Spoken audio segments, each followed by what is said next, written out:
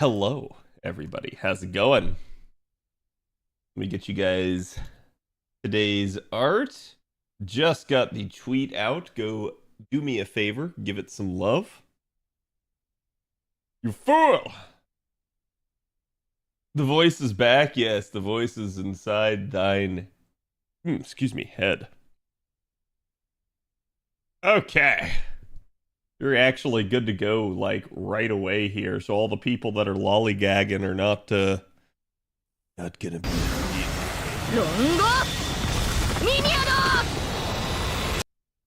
Hello. Here is today's DOS. And again, make sure you guys go give the artist some love. It's an impossible wish, but I wish there was a system to degrail a unit and get the grails back. Yeah, I definitely know some people that have some grail regret. And that's one of the reasons why I usually tell people not to grail right away. And so that way they take a more measured and thoughtful approach to grailing. That way they are less likely to have grail regret. I'm not going to say it indemnifies you, but it would at least make it a less common occurrence, because it is a fairly common, like, trap that a lot of people fall into. Hello, Rhea. What's your thoughts on Mordred, both characters and meta? Gameplay wise, Mordred's doing a lot better nowadays. She's actually gotten some upgrades, so I think she's still doing pretty solid. She definitely was hurting for a long time. Character wise, I don't mind Mordred. You guys know I'm a huge saber face guy. I think the only times I have issues with Mordred character wise are when they have Mordred in just burn it all to the ground type of mentality, where, like, she just basically wants everything to basically be torn down and undone, usually because it's directed at Artoria, and that's where I have issue with it. But if it's just like playful, like rebellious teenager Mordred, like we see in like Summer and stuff in her Summer form, I got no problems with that. And heck, even sometimes in her Saber form, she's that way too. So, and hello, Yugi.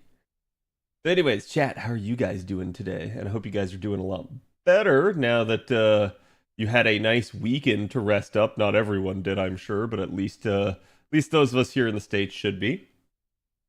My only grail waifus, I can never go wrong. True. I do agree with that. Hello, Robo. How's it going? Wondering where the 30 million download campaign is? Oh, you might be waiting for a bit. So we're going to go into the node right there, chat, and I'm going to go do JP, just so that way I have AP ticking on both servers. Ah. Father loves Alan Parsons? Nice.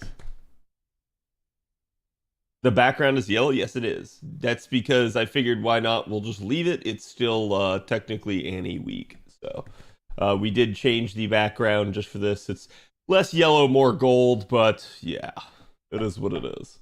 I'm also somewhat testing things on the side chat, because I have the new model of Aurelia up and running, and I'm trying to see just how horrific this is for my computer. But so far, everything is running quite well. So, the hell? Yes, the hell. Tell Ash to stop touching me? No, I won't.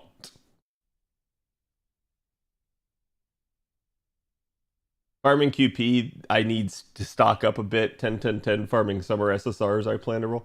Well, and keep this in mind, right? Remember, guys, so like, for instance, if you're going to roll maybe like someone like Summer Ibuki and have her carry you through it, you'd probably only need the upgrades for her. You would not necessarily need to get every one of those units online right away. I do get that both of them are going to be support units, and so that may be a consideration, but keep in mind that it may not be a requirement for you to actually, like, get everybody up and rolling, especially at like 10-10-10 and stuff. So particularly if we're talking like 4 stars and everything as well. So you won't necessarily have to have everything in place right away, unless you're a newer player and you just desperately need some stuff.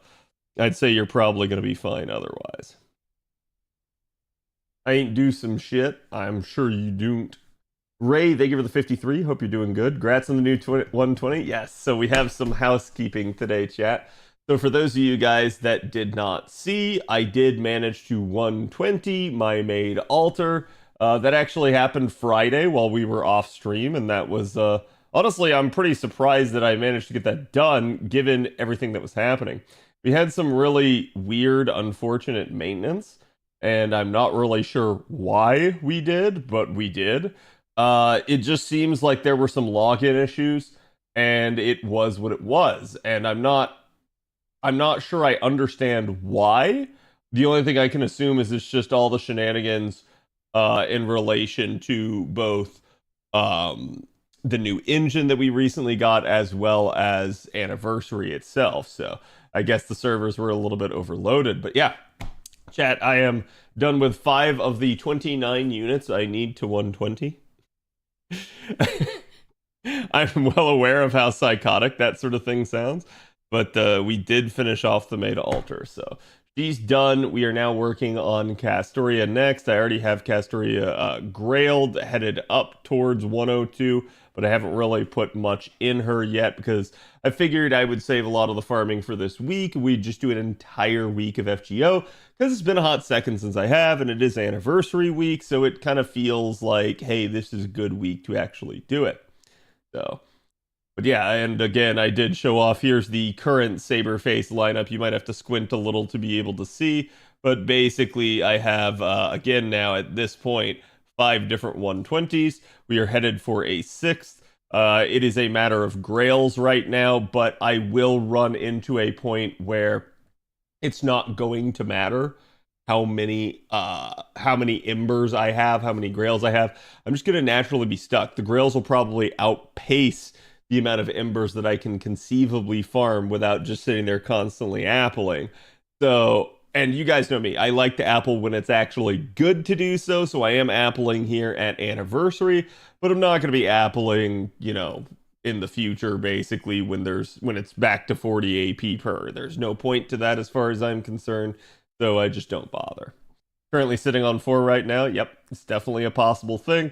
Like I said, the real constraint for most of us will probably not be grails in the future. It's probably going to be embers. Embers are going to actually be difficult to get and hoard enough of in order to be able to actually 120 your projects.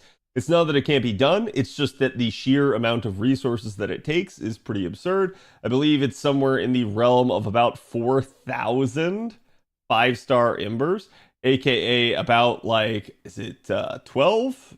Yeah, I think it's about 12, maybe 13. I would say 13,000 4-star embers. So definitely a hefty chunk of experience. Both of these numbers are more than you can possibly fit at any given moment in your mailbox and second archive. So basically, it's impossible to sit there and just hoard enough to be able to 120 someone. That being said, my hoard absolutely did get me made altar from 111 to 120, and I still have some left over. So I also still have my stack of, I believe it's 955 5-star embers that don't expire ever. And so I didn't bother to pull them out. I figure I might use them for summer or something like that, but we'll just have to see. Look at my 5 million FP, can't be ours to roll it out. Listen, you got 5 million, I got 30. So if you wanna trade, I'll be happy to. My next planned 120 isn't for a while, right?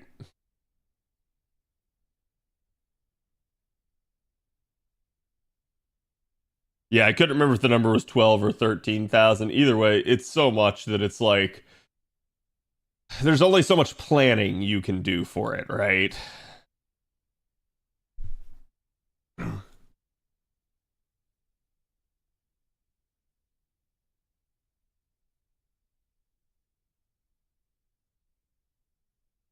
I think I got enough embers for 90 Ibuki.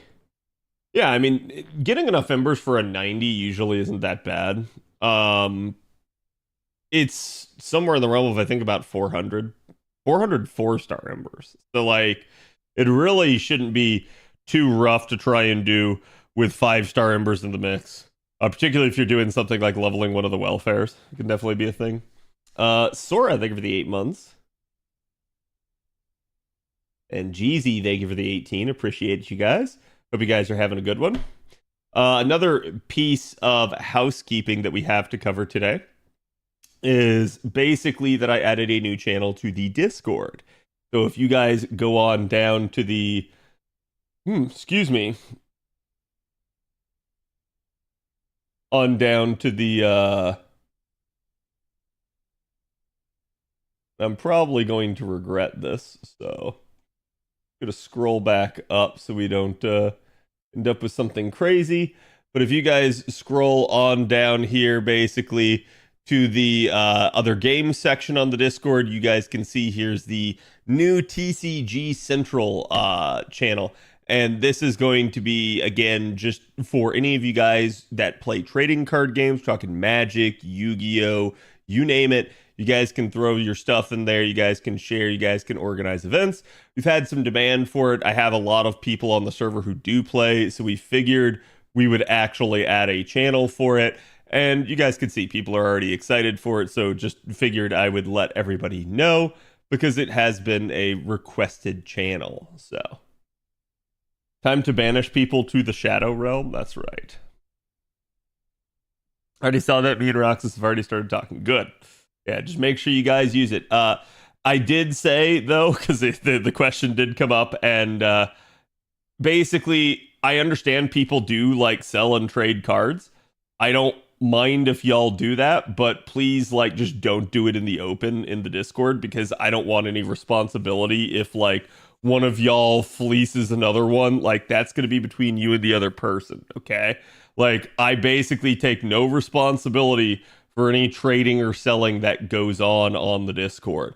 And I'm going to tell y'all, my official stance is don't do it on the Discord. If you want to do it in DMs, I can't stop you. I'm not going to tell you you can't. I'm just going to tell you to be nice to each other and don't do it straight up in there. Do you think you're ever going to bring back, do you think you're going to bring back the Destiny Order summon every year? That I'm going to? I wish I had that power. I wish I had say on whether or not we got Destiny Order summon. Do I think they will? I think they will. That's my current guess, is that the reason that NA got this a year early is probably going to be the fact that they already know what JP's getting, and JP is probably going to start getting Destiny Order summon every year, which I think at that point they're just going to go ahead and say, like, look, if it's a permanent feature, there's no harm in bringing it to NA sooner. But I did see some people that were immediately, like, instead of being happy that we got Destiny Order summoned, they were just immediately pissed and shit talking it and saying, like, again, like, I hate this thing, it's a cash grab from the devs, or like, we're screwed because we don't get like Tiamat and Draco and stuff on it. And I'm like, you're not wrong, but like, we don't know that yet. So there's no point in like doom posting this sort of thing. Like I said, my only concern at this point is just what are they going to do for Annie 8? And I'm sure they'll do something, right? They have to, quite literally. So it'll just depend on what they try to do, but it is a thing. Also, I am very happy to have Mighty Chain on NA now. Now I can handle it in the same way that I handle it on JP, and that's going to make it really good. Addo, thank you for the 29. I hope you guys are doing good. I appreciate it. Do you think they'll bring it to New Year's also? No, I do not believe you'll see it multiple times a year. Once a year, I could see them starting to do that. I think trying to do it multiple times is probably asking a lot at this point. CAD trying to contain the Yu-Gi-Oh posting? Oh no, I'm not even trying to contain the Yu-Gi-Oh posting. I'm just trying to say that, like, at the end of the day, I don't really care what people get up to. The normal server rules apply, and if you're gonna, like, buy, sell, and trade, just do it via DMs. Don't do it in the actual open channel. If we catch you doing it in the open channel, chat, that might result in a ban. That's all I'm gonna say. So, because again, like I said, I don't want to be responsible for that sort of thing. So you've been warned, and we will probably warn people for a first-time offense, but if it gets caught happening again, it will straight up result in a ban, because that's going to be a hey, I have very little tolerance for people attempting to circumvent the rules. El Senado, thank you for the follow. Welcome. Is it hot in Florida? Yes. Next question.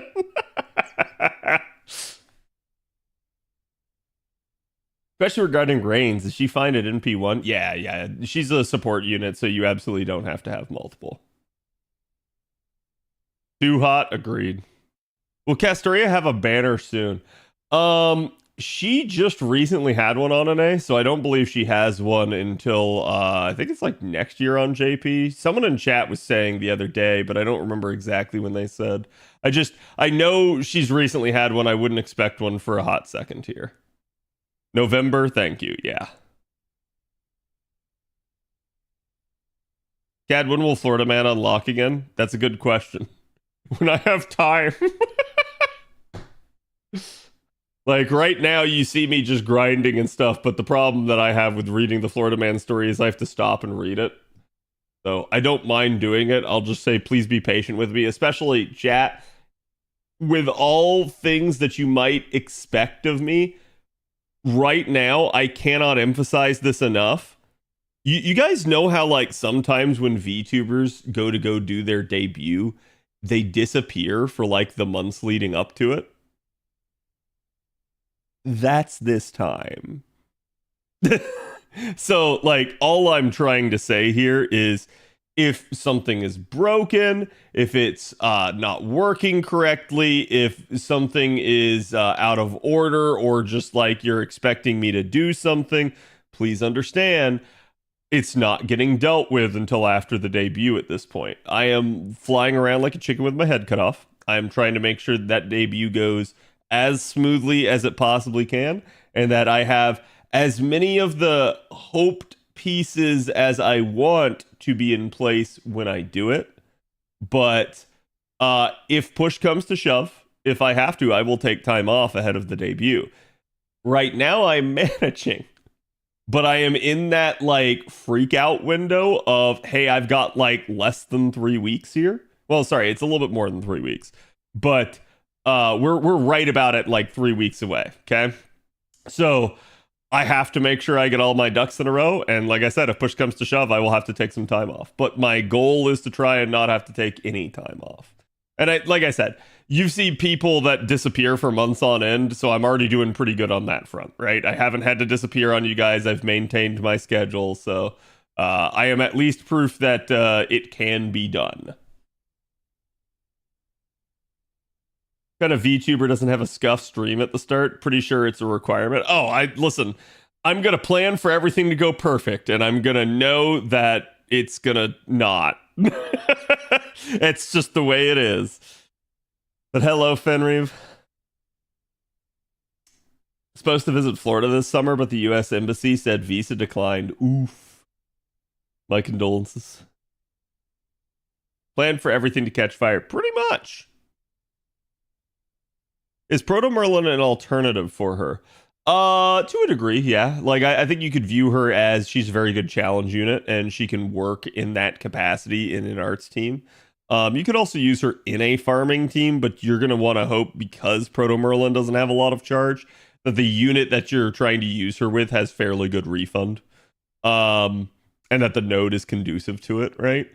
But besides that, yeah, I'd say that she is at least a close enough analog. I think Castoria is far more of a farming option than Proto Merlin is, but that's just due to the fact of how much charge and refund that Castoria actually does facilitate compared to someone like Proto Merlin. Any predictions for the JP Annie unit? People keep asking me that. I have no idea. I basically just keep saying things like Aoko, sorry, not Aoko, Toko or Abe no Seimei. I think like those are the hot names on everyone's lips this time around. We'll see whether or not any of that proves to be true, because very frequently the anniversary unit comes out of left field and is fairly unexpected. So we'll see. Yeah, I mean, I think even someone like Richard Lionhearted is not off the table at this point, because they could try to do something to hype up the anime. So it's definitely a possibility. Maybe it's Aria Tamamo. So in a weird way, I think that would be absurdly popular with people, but I also feel like it would be extremely polarizing, and I'm not sure it would be what they would want to go with for an actual Annie unit, but we'll see. Like, I'm never going to say you're not going to get Tamamo Aria. I'm just going to say you didn't, and we'll see if you do in the future. And he's serving a seal, trust me. Yeah, I mean, like, it certainly could be something like that as well. It really just depends. I think this is the issue with Annie, is that it's all over the place with, like, possibilities. Because Annie is a good time to bring in a unit that people never thought would be possible. Could be a Ren face, 1000% sure. Why would you jinx yourself like that? They should have released the rainbow question mark servant a year ago. Well, the rainbow question mark servant will probably become a servant at some point in the future, but that one, you guys remember my prediction where I said you weren't gonna get someone until like with Koyan Sky, you weren't gonna get Koyan Sky until her story wrapped up. Very similar situation on this one. So you might get it a little bit early, but I doubt it.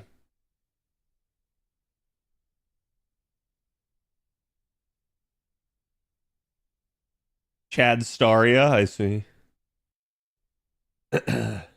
Yeah, it is. It is Fate's Day Night's 20th year anniversary this year. So we will see what that means, if anything, right? Like, in a weird way, that might be, a sign of a Rin face or a Saber face or a Sakura face or something like that. But it might also just be something that they don't do. Around 1K St. Courts, and I'm quite new. I don't have any arts loopers, and I don't know if I should go for Summer Ibuki or Scotty. I have Castoria. So, I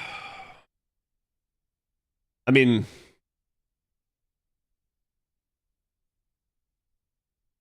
I'd say, assuming you have nothing else, that Summer Ibuki makes a lot of sense for you. And the reason why is simply because that's going to give you a not perfect solution for everything, but a fairly good, widely applicable unit that you can use in a ton of nodes.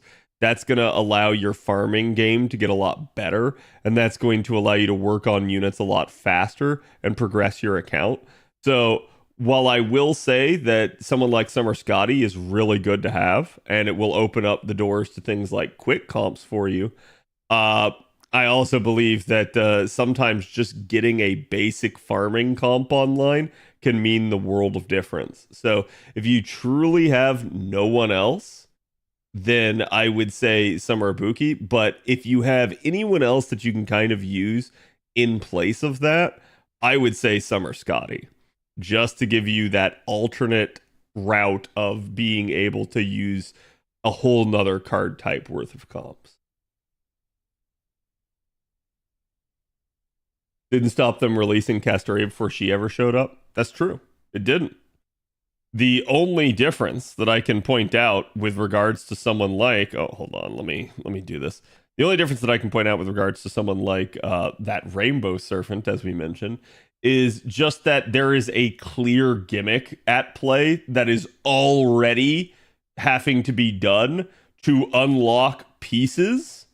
So I'm going to say this one's unique, and this one doesn't necessarily abide by the same rules as the other ones, right? Like, where it was easy for them to pull out somebody because of the story attachment and then sort of let it go.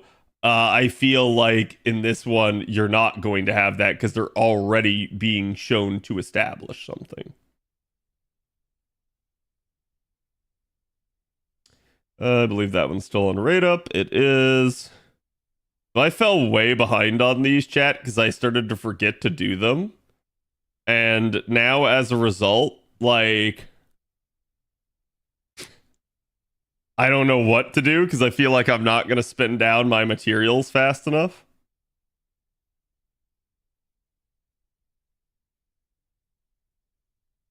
We're just removing each one of these that's not on rate up. We're going to keep doing the ones that are on rate up. Ladder is only 1.5 million points. That's weird. Yeah, like I said, I'm more worried about actually just being able to use these. Like, you guys can see just how many of them I have. So, like, I actually need to sit here and keep keep these things running at all hours if I can. Oh, I should not have refreshed that, but well, you know what? I'm okay with that because that one I'm really low on. Somehow I'm fairly low on my hearts again on JP, and I hadn't been for a long time. I do not need stakes. Holy crap. It looks like the next one is chains, pages, and scarabs. They're kind of shafting us here. Where's the lamp? Okay, lamp is already running. We're going to keep doing it for more seeds then. But yeah, basically, I'm already done with the points. It's just I have an absurd amount of everything else.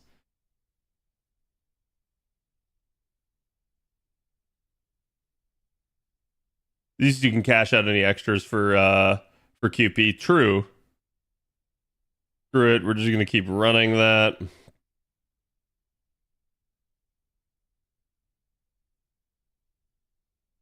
Yeah, like I said, I have like 3,000 of those stakes, so it just feels kind of dumb to go after that. I'll go after some feathers here.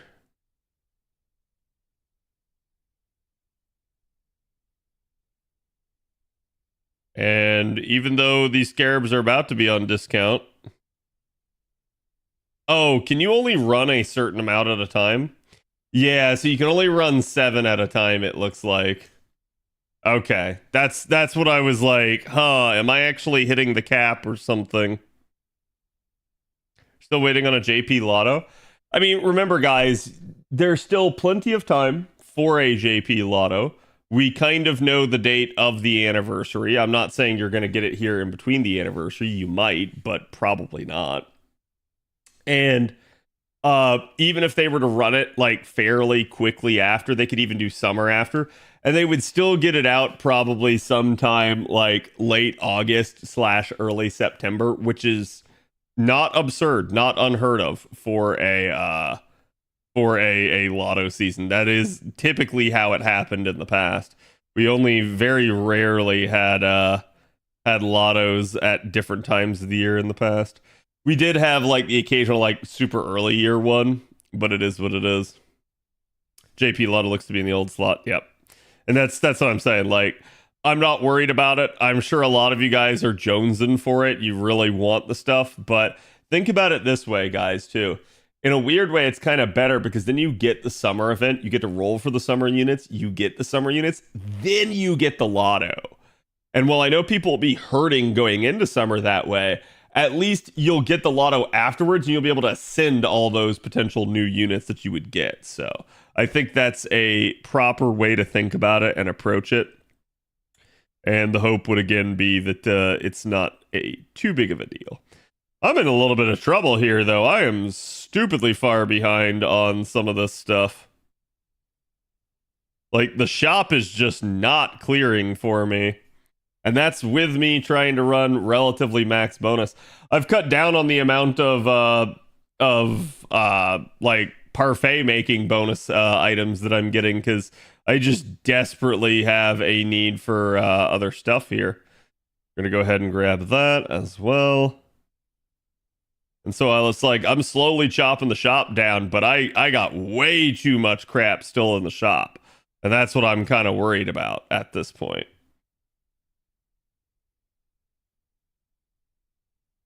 You may have to use some of your apples. Looks at the mountain of apples. Yeah, like it's not the end of the world if I do. I just really don't want to have to because I'm more focused on NA right now. But if I have to, I have to, right? Like, and this should outlast NA's anniversary at least a little bit, so should be okay. That's basically going to be it for JP for right now. So on to NA. Do you think we'll be able to get the 4.5 main interlude on NA before or after Guda Guda? The 4.5 main interlude. You talking about Imaginary Scramble? I mean, that might end up being something like that might be what they end up stuffing into August or something, right? Like, I know they're going to do some campaigns there, but right now it looks like August is relatively bare. So we'll just have to see. I'd have to look at the schedule to see exactly when it happened on JP, though. Just before I, like don't quote me on that, basically. Nice featured fan art today, indeed. Go give the artist some love. What's the artist of those two oratorias? That is Astodio. And if you type in !art, It should give you the sauce.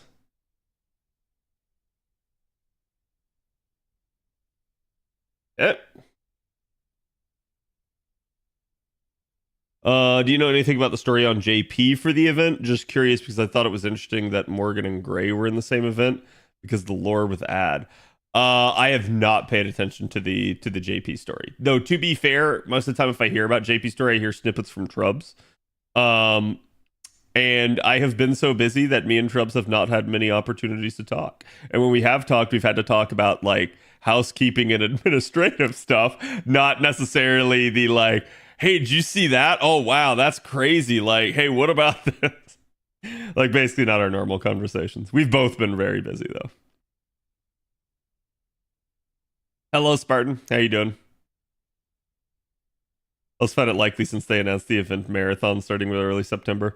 Yeah, and I do feel like it's interesting that they basically ended up giving us an actual, like, roadmap ahead of time that kind of served as a dev diary to an extent, and I'm okay with that. I really do want to say that, like, if they want to use Anniversary to give us a here's the next 3 months type deal, I'm okay with that. Like, they can skip a dev diary in that sense, since we literally got it straight from the horse's mouth anyways. It came straight from Mr. 2, so I think that's perfectly okay. It's more like they have other times throughout the year where they just seemingly drop the ball and don't give us a dev diary, that I'm like, hold on, what's going on here? Why are we not, doing this more? So I do like the dev diaries. I think the dev diaries are one of the best changes that they have made, just for the purposes of like actual outreach to the community. Prior to dev diaries, they did nothing. And it's really funny because, like I said, before they actually started doing the dev diaries, that was pretty much exactly what I was talking with people about, saying like, hey, even if they just released some sort of schedule or video or something like that, it would go really far in letting the community know that, yes, they are paying attention. Yes, they care. No, they're not like just money grubbing and that sort of stuff. And sure enough, that's what they did. And I think it still, to this day, has been one of the best things that they've done. They should do more. I would love if we had like a monthly one, but I'm okay with it. Like, I understand the logistics of doing these sorts of things, and that it's probably easier for them to do it every like 3 months. I just want them to stick to the 3 months. So, enjoying art, yes. As you guys can see, I am basically just... I basically am just loading up. This is the beauty of having an Arkin P5. I'm just loading up with a K-scope. She sometimes low rolls this final wave, but it works, and it do solid damage. Oscar, thank you for the follow. How much pain did she cause? Arcuid was a little north of 1,800 quartz for me. We got... Is it 3 spooks, chat? It was Achilles, Drake, and Tomatomo that we got. So it was kind of oof in that regard, but it be what it be. Leveling the Mystic Code? Yeah. Oh, listen, I don't need Atlas to level. All of my Mystic Codes are done except Neoplug and the new one. So I'm just using it as a means to level the new one basically right now. And it's like I said, it's really not a big deal. Part of this is too, like, I've just been doing it, and I was working on a ton of stuff basically on the side, so that like there was all sorts of like stuff going on.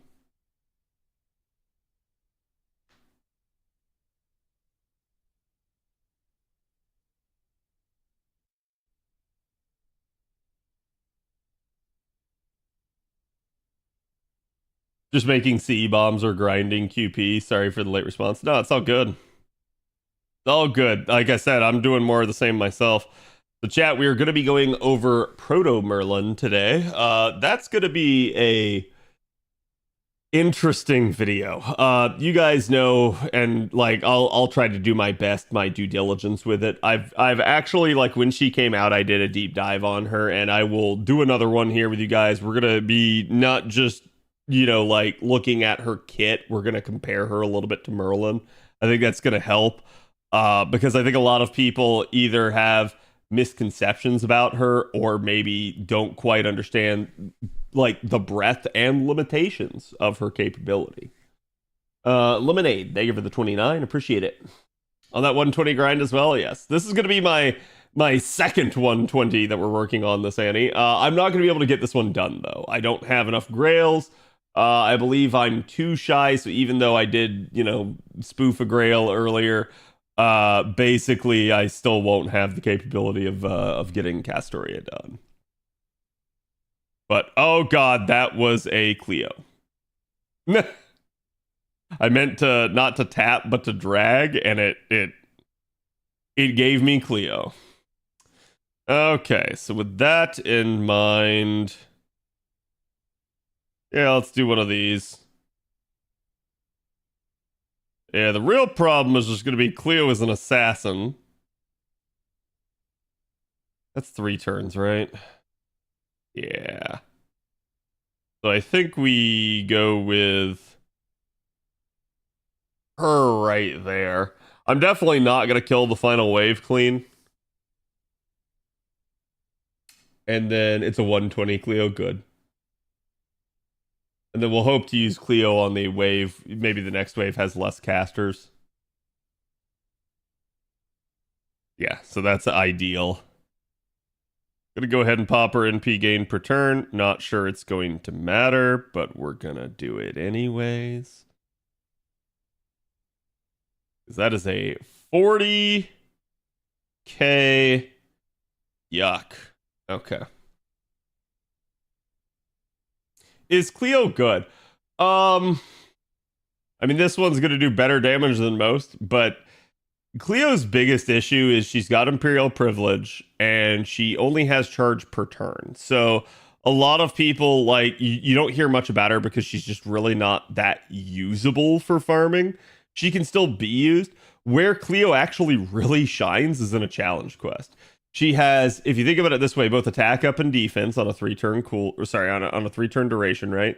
On a low cooldown, because it's Imperial Privilege, it can fail, but she has a heal, a charge per turn, and an invuln. And that right there is all just really, really solid stuff for her kit in order to help her, like, kind of stay alive and keep doing stuff. So I believe that's actually a really solid thing for her to have. We're going to go ahead and give her the mana burst there, and I think we're just going to go for the Buster crit and pray to God that it works. How did you pick a Cleo? I meant to try and drag the screen down, but I just tapped instead, and, when you're going through the next one, it do. People don't think it be like, but it do. And it actually cleared. Wow. 3 turns, let's go. Sometimes, chat, the comp is good enough to do it anyway. What do you mean? It was optimal performance. It was perfect 3-turn farming. I intended to do that. Will my arc get by at MP3? Yeah, I mean, like, so one of the things that you see people do with arcs is you see them use very minimalist comps. So something like this, where I'm just doing double Koyanskaya, no Oberon, I don't even necessarily need the Mystic code. Yeah, like having the higher NP level helps for stuff like this. You'll also see people throw arc into a like multi-damage dealer setup where they use either multiple arcuids or an arcuid alongside 2 other people that have charge. And they basically start everyone from 0, they fire off arc's NP, and then they use arc's 3rd skill to bring the party 30% charge. So you can see that like right here, for instance, where I pop it, and then boom, both the Koyanskayas are now at 50%. So in theory, what could be done here is each Koyanskaya could just give themselves charge and you could complete the 3-turn that way. I'm not going to do that because we're facing casters right now, but that is definitely something that can be done. So it is an interesting way to kind of approach nodes, and that's where, again, like if you're trying to do it non-conventionally, higher MP levels help. Arc is very fast, very minimalistic farmer. You can make her do more damage. You can put her in the full-blown support setup, and that's how you'll get through with lesser NP levels. But the more MP levels of Arc you have, the more you're going to be able to get away with in terms of like crazy tactics. And so that's why you'll see people like me sit here and just go, oh, you know what? I'm just going to roll for a high enough MP level. No 120 arc yet? I'm not farming for 120 arc. Arc is not a saber face, unfortunately. So while I do like her, while I did roll her in P5, I'm not going to be grailing her to 120. At least not until every saber face in the game is done.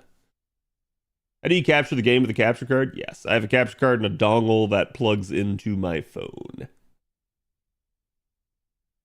Yeah, for the first time in 7 years, all of my servants are now ascended. Congrats! Actually a great milestone to have. Now get them all foed.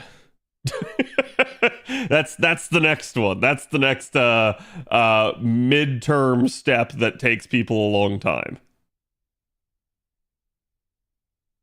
Arc is an honorary saberface. I can see how people would think that. I don't bend my rules over something like that, right? Like I said, the only one that I've considered bending the rules for is obviously Proto. I almost said Proto Merlin. Obviously, Proto Arthur, right? Because Arthur himself is just straight up Arthur. It is the same deal. It's just the male version, right? And the only other one that I have deemed fit to bend the rules for is again Yamato Takeru, who straight up was attributed to be a saberface during the whole preamble leading up to the release of Samurai Remnant. We even have a quote from the artist saying how excited they were to be able to draw the next saber face. So why she's not a saber face in FGO, I don't know. I have no idea. So it's like, that's one where it's like, as far as I'm concerned, it is. They went with all the tropes. They made the face look very similar. The only thing different is the eye color and the hair, in my opinion. So I'm just like, whatever. It'd be what it be. They don't have to give that one the trait, but I'm still going to treat it as one. Is the Arc the second append recommended to get the most damage out of her? You could definitely go with it. To me, she's one of the few units in the game where there's probably not going to be that big of a reason to actually have that second append up and online. I can think of the occasional scenario where it might be useful, but for most things, probably not. So it's not going to be a huge deal for her. Wasn't Castoria also called a saberface when first announced? We all theorized she was going to be one. She's a Takeuchi face. So the reason for the theories is basically like her portrayal in Koha Ace, and then the fact that we all knew that Kagetora is the childhood name of Weisuke Kenshin, and Weisuke Kenshin had been portrayed in a prior event in FGO by Artoria. So it was a really conspicuous thing. A lot of people thought that would make her, that same sort of battle maiden type of trope where, oh, hey, it's actually going to be a saber face. And it just ended up not being. So we never had definitive proof on that one. It was just a theory, and she never actually got called one. There were just a lot of signs potentially pointing to it. Artoria pretended to be Kenshin? Yes, quite literally. For one of the prior Gouda Gouda events, I believe it was Gouda 3? It might have been Gouda 2, but I think it was Gouda 3. At least I'm pretty sure. It's whichever one has the whole, like, Emiya family one, I think, in it.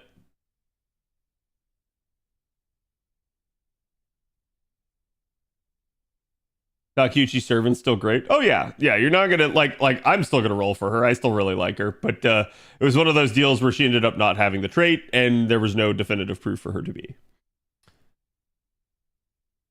Making good use of newly acquired John Alter to do the last Oku fight. Ooh, good luck.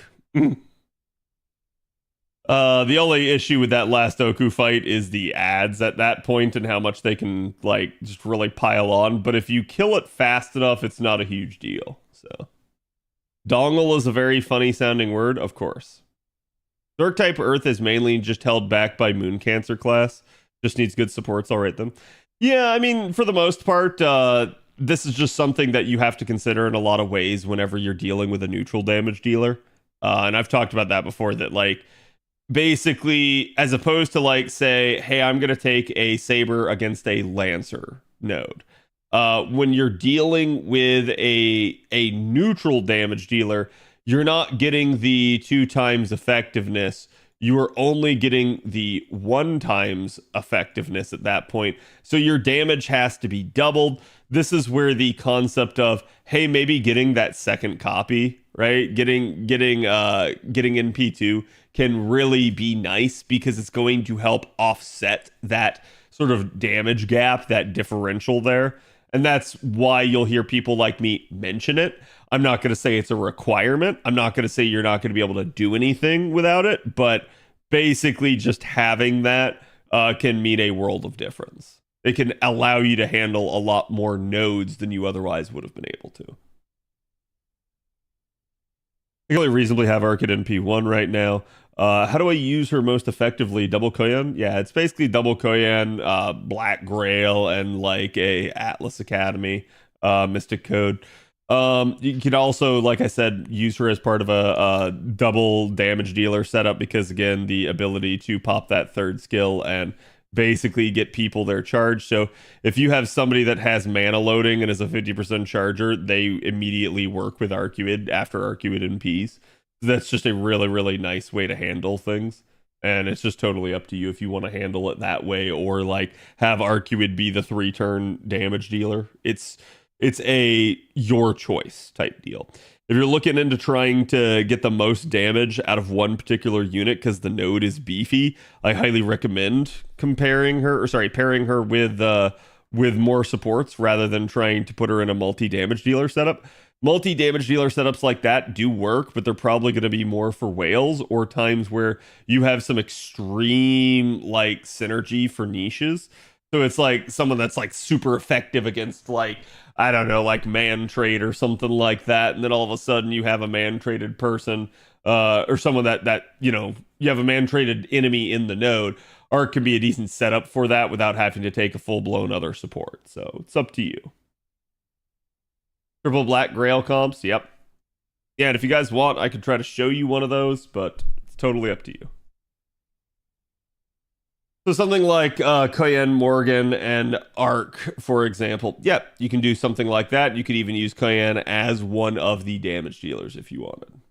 Branded on, thank you for the 56, almost to the big 6-0. Happy FGO Annie, hope you're doing well, and congrats on MP5 Arc. Thank you, Branded on. And I hope you had good rolls for your anniversary. I hope everyone did. And I don't know if I didn't see it earlier, but Lemonade, thank you for the 29. Appreciate it. And Oscar, thank you for the follow as well, if I didn't say it.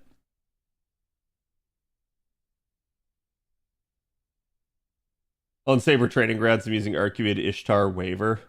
Borrowed Koyanskaya. Yeah. And so like you could do stuff like that. In a weird way, you can also like just manage to get away with not even using a support, right? So you can do 1 support, 2 supports, or no supports if you want to do a multi-damage dealer setup. And Arcuid is just really nice in the fact that she gives the party 30% charge. She's very similar to Koyan Sky of Darkness in that regard. The fact that Koyan Sky of Darkness handles her own stuff but also helps out the party is really just a solid thing. Finally have time to level my Scotty. Yes, chat, the birthday boy got Scotty. I believed in him. How much did MP5 cost? It was a little north of 1,800 quartz. So I got about like 900 from the anniversary, and I think I had like 200 already on my account. So it basically only ended up costing me somewhere in the realm of like 600 to 700 quartz. It was not the end of the world type deal. But obviously, you hope that when you get given that amount of quartz, that you get it for free. So it is what it is. It could have been better, but hopefully, summer treats me well in replace of that. So I realized yesterday, Cat is my catalyst since I got 3 blondes on my GSSR and 2 were Artoria. Nice. Not too good, not too bad. Oh, no wonder. It's another brick in the wall. I was like, God, I just cannot hear this. Thoughts on the twins now that we know all of the skills and stuff? I need to post the video. That's my thought. So we're gonna be recording this video. I need to post the video that I recorded for them. I also have another video that's in my mailbox that I need to get out. So like, I've got several YouTube videos that I need to get out there. At the twins video is far more time sensitive because their event is coming to an end in the next like week or so. But I still want to make sure that the analysis is out there for people, but they are good. They are very solid. They're not going to like beat Tiamat in terms of damage, but they are still a very good unit for a quick unit at that. And the fact that they have party charge is really nice. Did you do a Summer 9 prediction? No, I have not had time. Cad, I wanted to ask who is the better pick, Proto Merlin or Summer Scotty? I think that's going to be an account specific need, and it's really going to depend on your philosophy on like challenge content and or like quick comps. So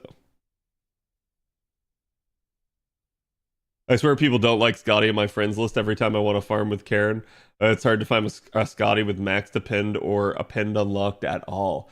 Yeah, I'm not surprised by that. I think there's quite a few people that do level their pens and stuff, but there's certainly a contingent that don't.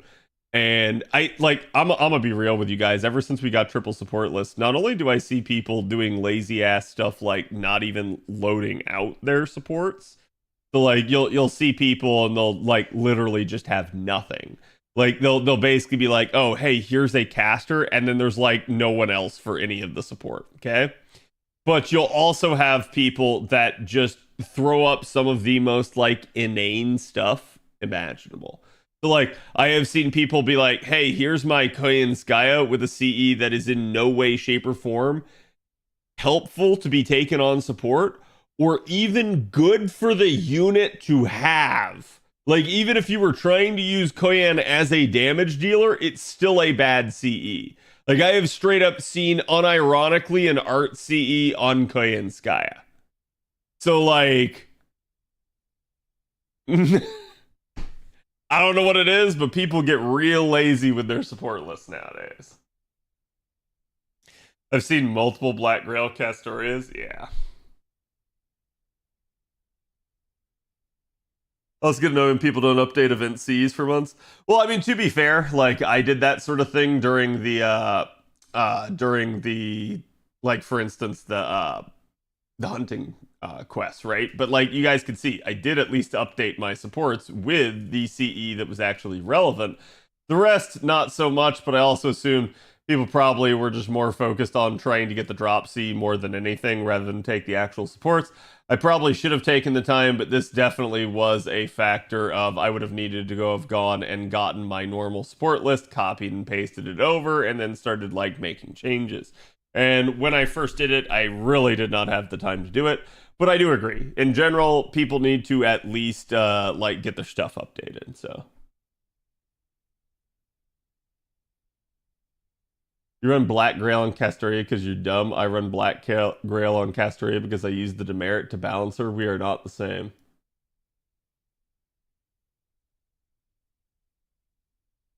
I don't know that that would balance her still. I don't even use command codes. I mean, command codes I think are an interesting thing. I'd say you should use them to your advantage, but not having a command code equipped at all times to every servant is not the end of the world. Like, I definitely don't for the majority of times. Like, I keep my command codes on certain challenge-oriented units. And I switch them around as needed. I hate it when people don't split their support list. Well, I made a video about it.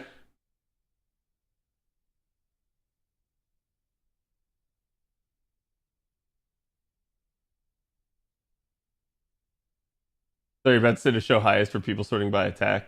I've seen people do some really stupid, scummy stuff with grails over crap like that. And I just kick people off my friends list when I see that sort of crap. Like, it's one thing like if someone's like, hey, like for instance, chat.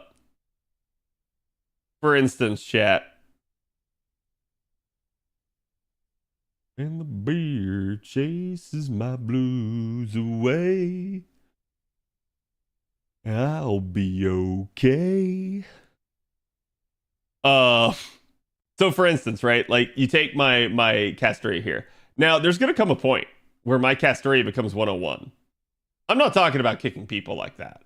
People that like, yeah, hey, I can tell you're in progress on a like grailing project. That sort of thing happens. I'm talking about the back in the day, these people. If I see you having multiple units sitting at a shitty gimmicky level that is clearly designed purely to bait the friends list sorting, nah, you can fuck off. I'm getting rid of you. Straight up.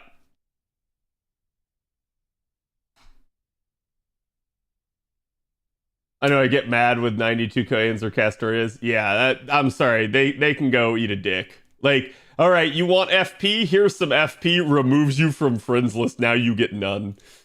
Like, that's how I basically choose to think about it. So it's like, to me, if you like the unit, keep grailing them, keep working on them. I don't mind if you have an in-progress project. Heck, I might not even mind if you have two. But if I can tell that you're doing that, nah. Nah. 92 and a Twitch TV handle at the end. Please no. What if my Tama Lancer is at 108? That's fine, right? Like, because chat, to give you guys another example, my Castoria on JP is stuck at like 112. Okay? So, like, do I want to take her to 120? Yeah. Do I have the coins? No. She's stuck. She's right there. Is it me baiting for FP? I don't know. Maybe someone might view it that way. But it's like, no, I'm straight up just out of coins. And until the devs give us more coins, it ain't going any further.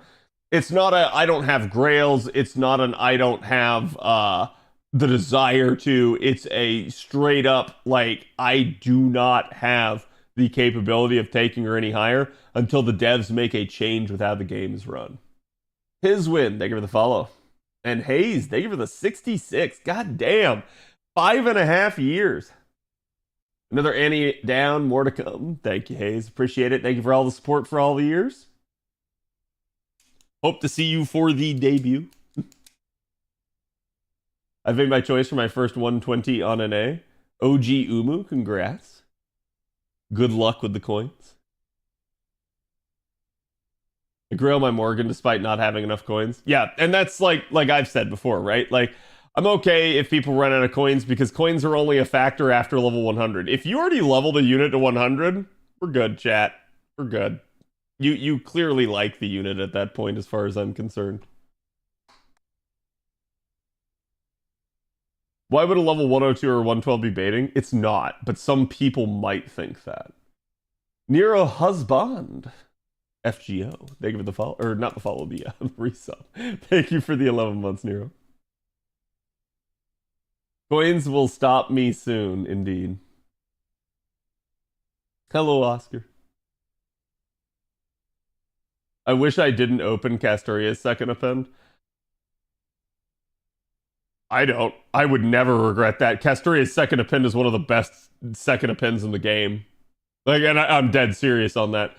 The reason why you should really like having that second append on Castoria, okay, is because with this, plus her 50% charge, she basically has the ability to have 20% charge in a double, like, Castoria setup. You can have, you know, both of them having that. And then basically they can throw all their stuff onto the middle unit, onto the damage dealer, right? That then means that they just ended up throwing, you know, essentially 60% charge into the mix.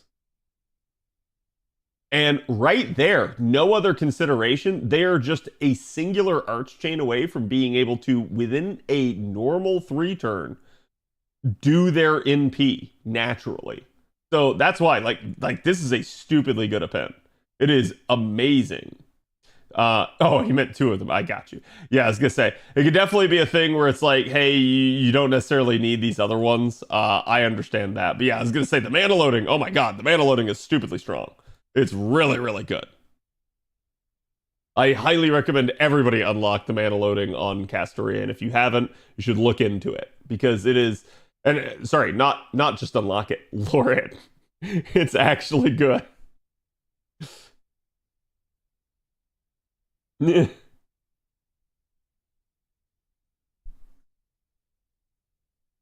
I'm so lazy with Summer Kiara. She's MP4. And yeah, I'm not grailing her further than 102. Yeah, I mean, I would question why, but like, I guess you have your reason. Did I do that for Scotty as well? So the problem with Scotty is basically that Scotty, you're more or less going to be using her in quick comps. And part of the reason that that's so easy with Castoria is not only does Castoria herself have an Arts MP, you're also going to be doing it on a damage dealer that has an Arts MP. So usually, like, trying to get Castoria to her Arts MP means that you only need 2 Arts cards because the damage dealer themselves is looping with an Arts card. So this makes it really easy to form triple arch chains. With Scotty, your damage dealer has a quick chain, which now means that if you're looping with them, you are not forming a triple arch chain at all. So Scotty's is way less valuable, but as people have already pointed out in the stream, there are a couple of reasons to have it. One, just having literally the extra 20% charge is faster to get you to the NP should you need it. It could also be stacked with some sort of starting charge CE in order to get you there rather fast, or maybe even with some overflow charge from the rest of the party. And there's also the consideration for units like, say, Karen that actually do have that drain effect and sort of require that in order to help out their own charge and or damage. So yeah, it's still a good thing to have on Scotty. It's just not as big of a deal, I would say. No, thank you for the 28. Hello, Drink. How you doing? Finally have Karen's drain. Yeah. Yeah, Karen's a really good reason to do it. Who's Cat's GSSR and Destiny pool? My GSSR was really good. It was Lancer Ryoma, who I didn't have. It was Don Quixote, who I didn't have. And it was Summer Ibaraki, who I didn't have. My Destiny order, summon was basically just Mama Raiko. Mama Raiko for the 3rd copy of her.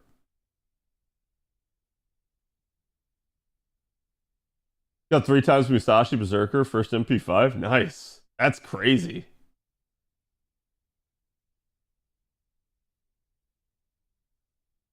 I'm gonna do that for Scotty as well on if only for Karen's drain. Yep. Yeah, it's so like these sorts of things usually aren't a big deal to me because I just go through it. I start unlocking like everyone's mana loading and do that because usually on just about every single unit, it is the de facto like easy to go with append, right? Like it's the one where you go, hey, that just makes a lot of sense. So.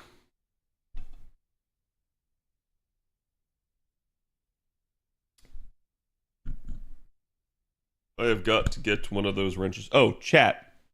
Real quick. Let me go check something. I literally need to go check my door to see if something got delivered.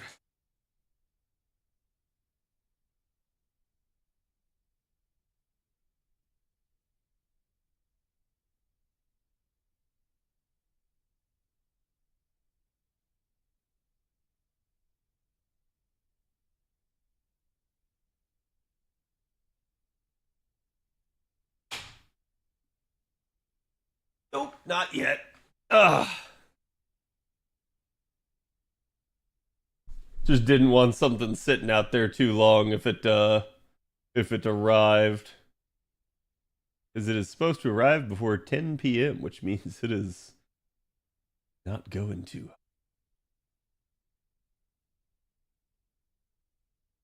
Oh, it's not even out for delivery yet. It's supposed to arrive today by 10 p.m. Fat chance. That is coming tomorrow.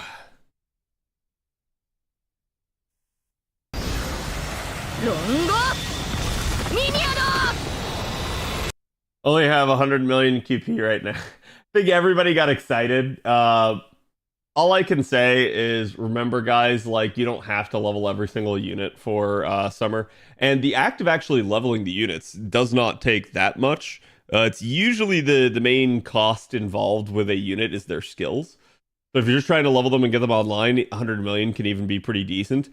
It's if you're trying to like 10 10 10 a unit, you're gonna have a rough time because it's basically, especially for an SSR, I think it's like what 170, 180, something like that,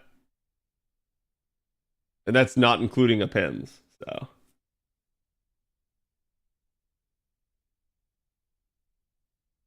yep, back to back QP to get 10 10 10 Summer Scotty day one. Yeah. And you can do that. Like I said, you guys can use your time here at the anniversary to actually farm QP. The only reason I don't advise that is purely because QP is not the good thing to farm right now. But it is what it is. If you're stuck in a bad situation, there's no way out of it. Go for it. Also, again, chat, just a quick reminder, don't forget the shops actually reset. That is to say, not only do you normally have your ability to get, like, say, your monthly like tickets and stuff out of this and command code keys, but you have a special version for both this and the Rare Prism shop that are here just for the anniversary. Oh, which actually, chat. Hmm. What do I want? Why is grinding QP bad? It's not the efficient thing to do right now because it's not half cost. The other two dailies are half cost right now, but not QP. 167, thank you.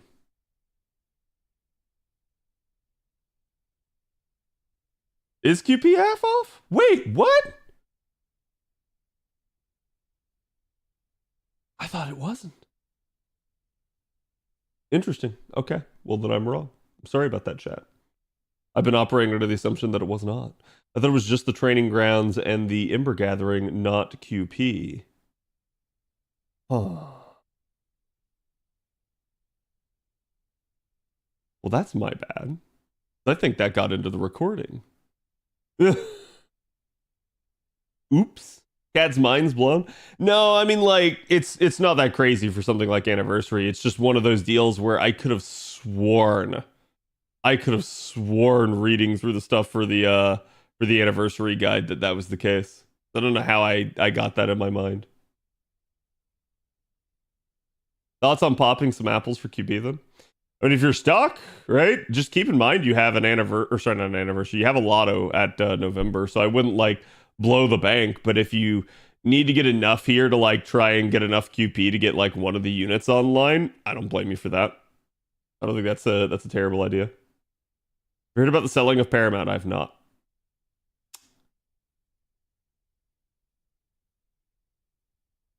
QP was supposed to be full costering, Annie. Wait, was it?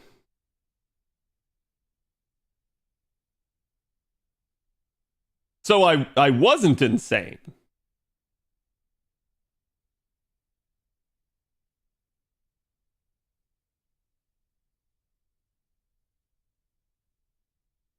Today it is, yesterday it wasn't. Huh? So chat was gaslighting me. No, I mean, like, that's even weirder. I wonder why they did that if that's the case. That's incorrect.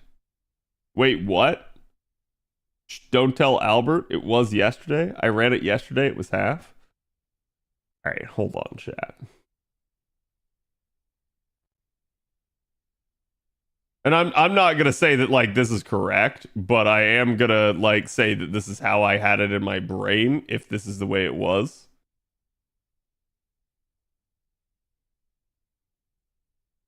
Oh, you know what? Let's go to the JP one. Let's go to the JP one, chat, because like if I go to the NA one and it has it in there, I'm gonna be like gaslighting myself at that point.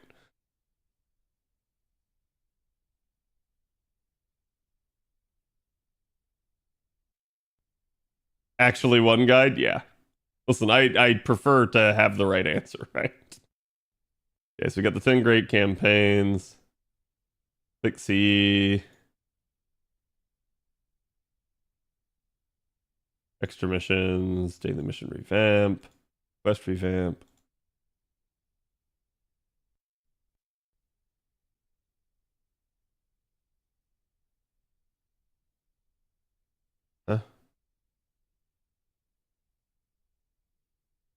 Huh? It's not there. Not under the login bonus section. Not there. Shouldn't be here. Not. Campaign 8?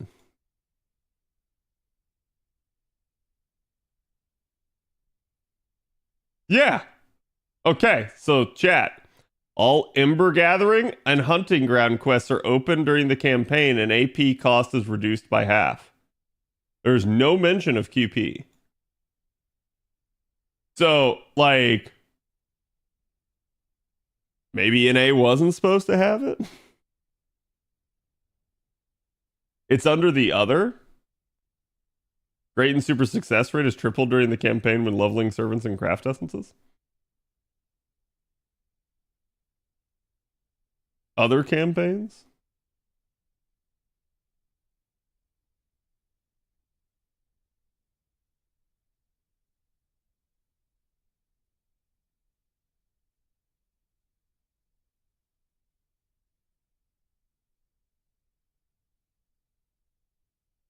No.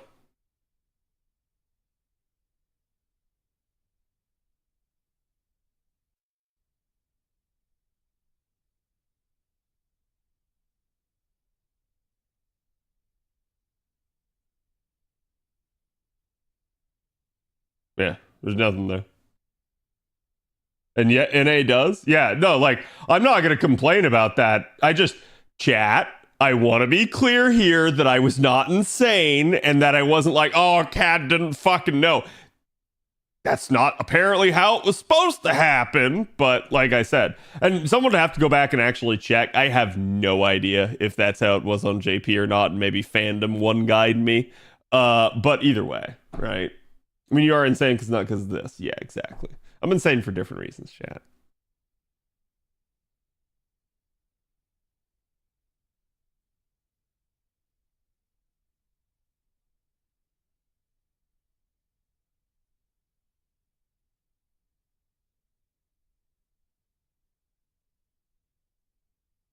Chat, that's why I'm insane.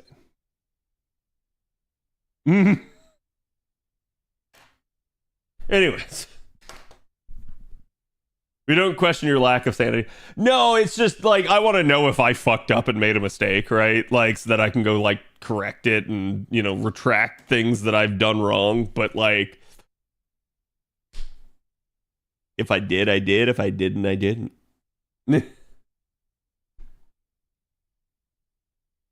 Have they announced their compensation for Sunday's maintenance? I have not seen. I've only seen that they just said that it was login issues basically to the server.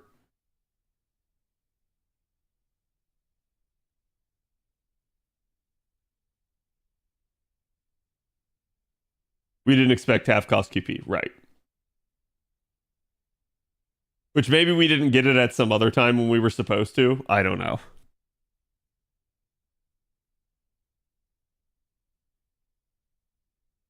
Do do do do.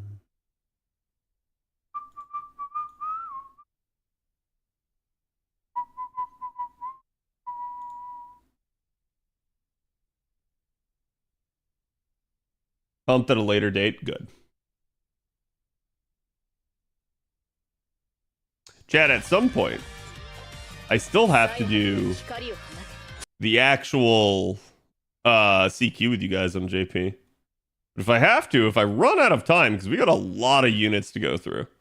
If I run out of time, fuck it. We're just like I'll just do it offline, right? But that'd be the first CQ in a long time I haven't done with you guys on stream. What is my brain doing? My brain is going to JP. That's where my brain's going. Because it's a lot easier to do this from the actual summer event. Which was in August. Now, remember, guys, you're probably going to get this early.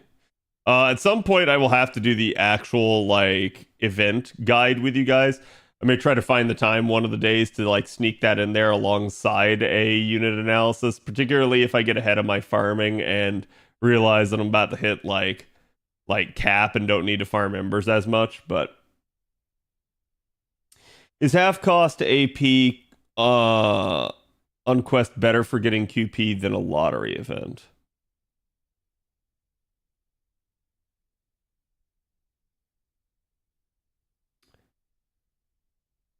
No, but yes.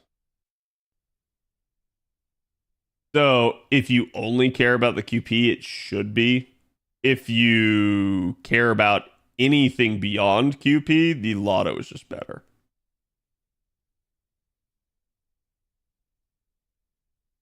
Yeah, I'm aware of the social media campaign.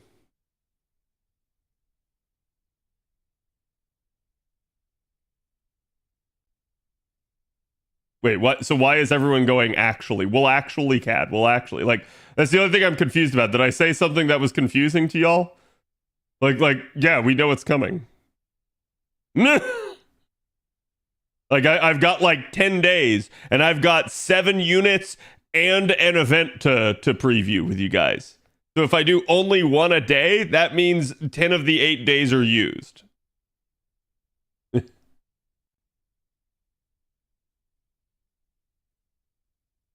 That's all I'm trying to say by that. Anyways, um, brain, what am I doing? Summoning campaign. Here we go. Let's talk Lady of Avalon. And let's talk quite literally for counterpart. Okay.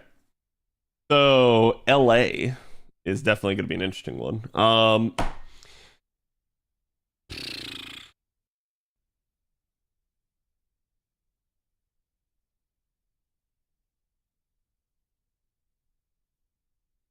Such a good song.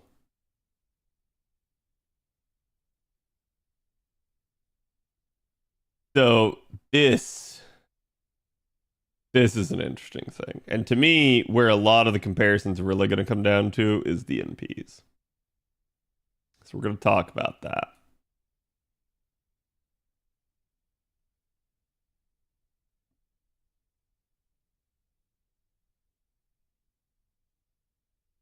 Fandom is just wrong then?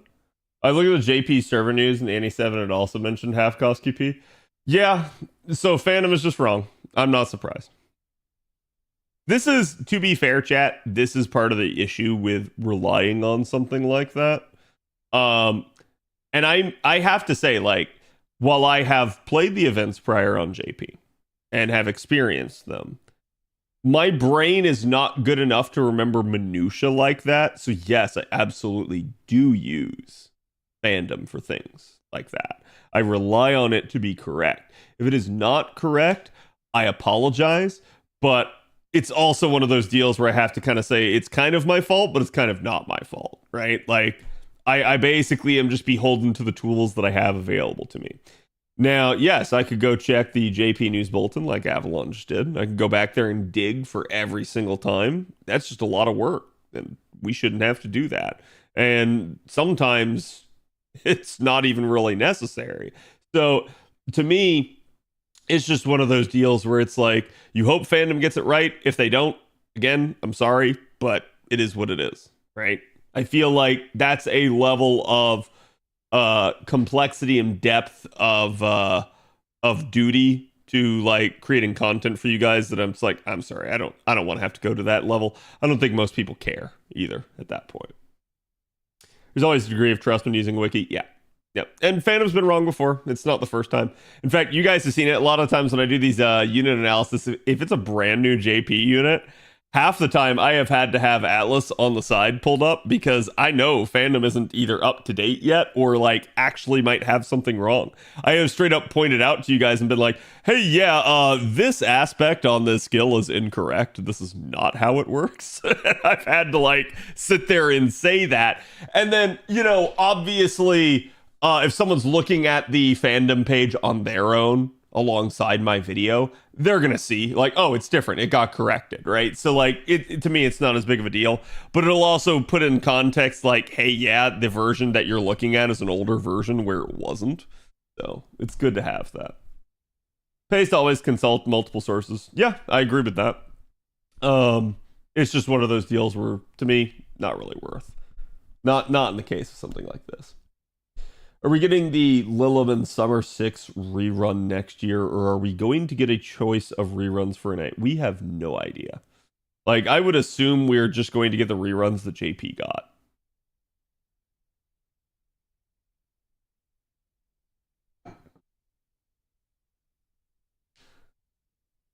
God, there are 4 arts for CEs for summer. The C, yeah, it does.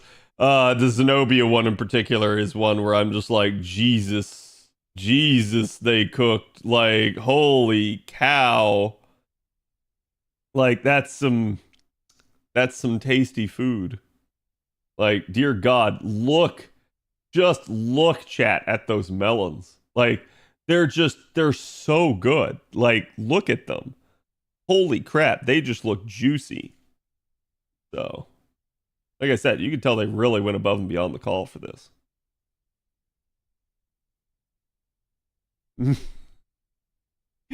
Okay. Some fresh fruit, that's right.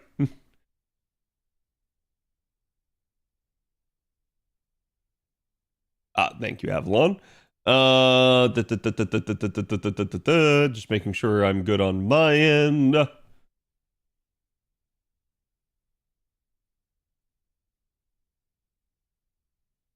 Is coming mid-July. That's a surprise. Yeah, we're getting it early, so that's actually probably a good point. I should probably talk about this. We'll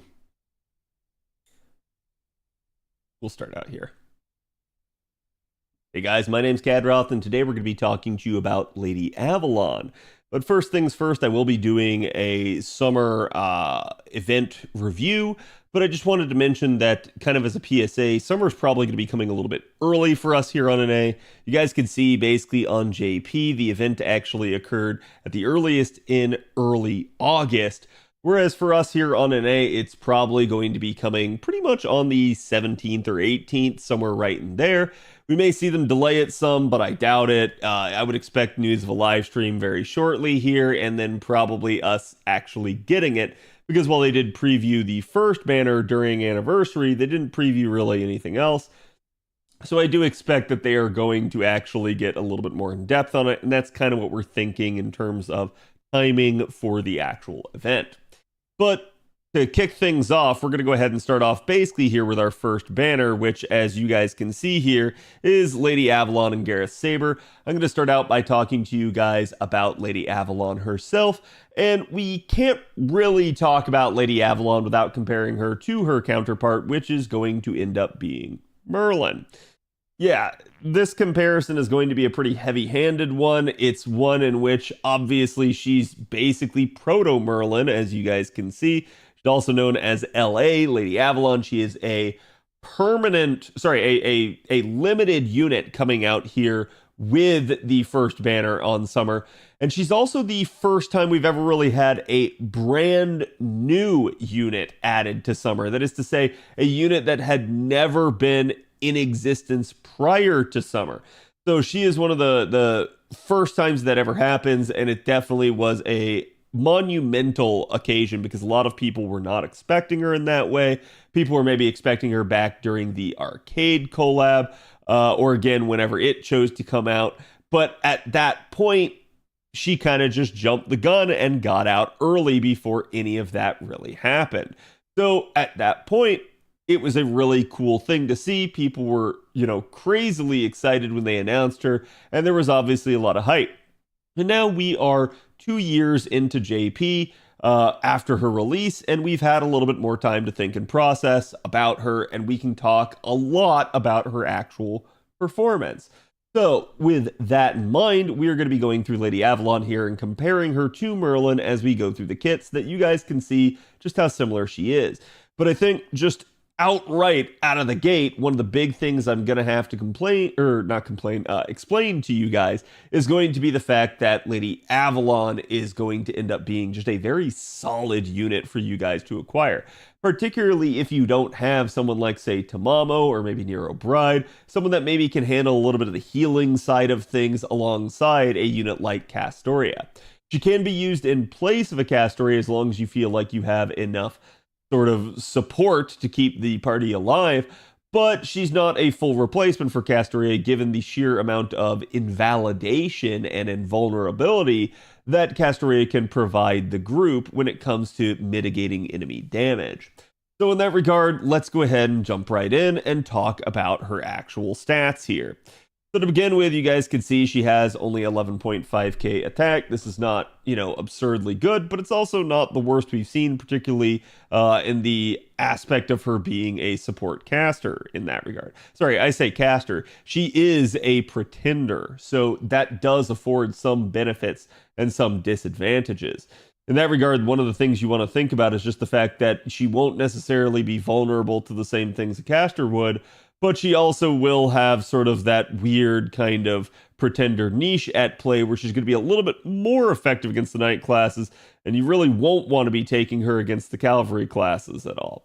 So in that regard, it is another interesting aspect to her to consider. She does have about 14k HP. This is not the best. In fact, I think a lot of people, especially for a support unit, would hope that she would have a little bit more. But for the majority of cases, I'm going to tell you that this will not be a huge concern with her because Proto Merlin absolutely has the capability to just kind of keep healing, and it's definitely one of the better aspects to her. She is, ironically enough, voiced by Saber, aka Ayako Kawasumi, who is basically going to be her voice and the voice of Saber, but you also have on the flip side Merlin, who is ending up being voiced as the same person that also voices Arthur. So we actually see sort of a basic like flip-flop in that regard in terms of their roles. It's another little interesting factoid for her. And from here, you guys can see she is Earth attribute. She does have 102 star absorption, a little bit higher than the average for pretenders. She has star generation of 19.8, a little bit lower, but star generation is not going to be a huge concern with her, given the way her NP works. And she does have a 0.53 NP charge attack rate. This is also not going to be a huge concern because Proto Merlin's got a whole lot of stuff going for her, but it may be more of a concern than most people realize, and I'm going to talk about that down the stretch here. So you can see here her NP charge defense is also 3%. This is just the amount that she's going to get whenever she's hit. And basically the death rate here being 16.5, it's at least lower than average, so we should be able to use her at least semi-effectively against death units. You're never totally going to be immune unless you take someone that is actually death immune or have some sort of buff to cover it, but still, that is a fairly good rate to have on her. Her alignment is chaotic good, and she is female gendered. Her basic traits here are Hominidae Servant, Humanoid, Round Table Knight, Servant, Summer Mode Servant, and Weak to Enema Elish. So definitely some interesting ones there, particularly the Round Table Knight, which maybe most people might not think of, just given the fact that most people wouldn't necessarily associate her in that regard since she's not herself a knight. And then we end up talking about her deck. Now, she has the standard sort of support caster deck that we had seen for years and years and years, and that's a triple arts deck. So when you're wondering why her NP gain rate is kind of a concern, but kind of not a concern, the reason being here is just the fact that she has a 3-hit arts card, and not just one, but 3 of them. So this NP gain rate is still going to be quite good. She's still going to be very capable of charging her NP with her cards. The question is going to be more, do you want to use her cards, and maybe are you trying to use someone else? There'll be a lot of things to consider with regards to that, but it's definitely an interesting thing. Her other hit counts here with the singular quick card and singular buster card are above average at 4 hits. And then she has another average hit count here on the 5-hit extra attack. So still a fairly decent kit loadout, very good hit counts, and nothing to be concerned with in that regard. In fact, just for comparison over here to Merlin, Merlin has a much higher NP charge rate, but Merlin only has a 2-hit arts card, so he's definitely got that as a concern in comparison. But still, his card performance should be ever so slightly better, just depending on what you're trying to do with him. Now, let's go ahead and talk about the kit. As you can see here, Proto Merlin has her first active skill here being the Light Upon That Hand. This is going to end up being an arts performance that is targetable for one ally for 3 turns by 50%. It's also going to include the max HP gimmick that Merlin has for 3 turns of 3000% and increase her critical damage, Sorry, their critical damage by 100% for 1 turn. So this is essentially hero creation that Merlin has as his 3rd skill. And it is the exact same in every way, shape, and form, the only difference being that it is arts instead of buster. So again, it is straight up the exact same deal here, and everything at that point is pretty much moot for comparison point. The only big thing that we can say is because this is an arts buff, yes, Proto Merlin could in theory use this on herself to facilitate her getting back to her NP faster. Obviously, ideally, you don't want to do that. You probably want to put this on the damage carry, but it may just be something that you actually end up having to do. Either way, you can use this skill both to enhance damage and refund, and also as a heal. So that is one of the big things that I think a lot of people forget about, is the fact that in a pinch, using it just for its healing property can be really huge. The obvious benefit here as well that you're really going to want to pay attention to is going to be the critical damage, the fact that it only lasts 1 turn. The good news is it is not aspected. That is to say, it is not only buster crit or only quick crit or something like that. It is all crit damage by 100%. And since we know we're probably going to be having quite a bit of stars in a Proto Merlin comp, that is definitely going to be a good thing for a damage dealer to be able to pop off. Keep in mind, it is only the 1st turn, unlike the 3-turn buffs for the other parts of it. All of that on a 6-turn cooldown. Now with the 2nd skill here, we have the Blooming Flower of Summer Nights. This is going to increase the party's attack for 3 turns. Obviously, this is just going to be a fairly low modifier here at only 20%. Just the way to think about this is it's just a good charisma, and we're not expecting anything too cracked. But this is where Proto Merlin does start to get a little bit strong, as she does have the party charge of 20% here, so this is the exact same thing as Merlin, but then she's going to overcharge the party's NP by 1 stage, 1 time for 3 turns. This is strong. It is stronger than most people realize. Now, if we were to compare this to normal Merlin, as you guys can see, normal Merlin with his 1st skill has the exact same thing. It is his Dreamlight Charisma. It is on a 5-turn cooldown. Lady Avalon trades a turn of cooldown reduction to basically be able to add the overcharge effect. And I'm going to say this is a fairly good trade. Obviously, in the case of someone like Merlin, you're going to get this skill back faster. That means you're going to end up having it to be able to use quicker and potentially keep the party's charge going even faster and faster as you go along. So it is something to consider, but it is a really, really good aspect that he has that, at least from the standpoint of it just keeps the comp churning. It keeps him getting back to his NP faster, and I'm going to make a point with that later on. But for right now, the reason that this overcharge in and of itself is strong is the fact that it's going to enable, again, that sort of concept of the invincible comp, the invulnerable comp, the comp that is unkillable in effect. It's totally not unkillable in the wrong set of circumstances, but for the vast majority of challenge content, you guys can see that the invincible comp works a ton. And Lady Avalon is going to be a great asset to that comp. Merlin already had been a requirement for it pretty much. As you had seen, the combination of Merlin with Castoria had allowed for both healing, star generation, and charge per turn on top of just keeping the party protected and giving them a ton of charge. So that combination of factors had led to a very powerful, potent comp. Now with Lady Avalon, instead of pairing a buster support with an arts support, you now can pair 2 arts supports together. That already just spells good things. But when we start to add in something like the overcharge effect here, this starts to enable the ability to use other units in this comp and have it still be very effective. If you guys are unfamiliar with the Invincible comp, I highly recommend you check out my video on it. But the TLDR about it is that it works with Castoria and Merlin, and usually you end up having a damage dealer that is either Morgan Le Fay or again, maybe someone like Himiko. There are other options, but the general premise on who that damage dealer is going to be somebody that provides overcharge to the party. This allows Castoria to get to at least 4 stacks when you place her NP third in a sequence of NPs, and it does allow for quite a bit of stacks of solemn defense. That solemn defense buff means that people are just not going to be able to damage the party very easily. There are ways through it, but again, it certainly depends, and I talk about all of those in that video. But the idea at play here is that you get that extra overcharge stack to get Castoria to those 4 stacks rather than just, 3 or something like that.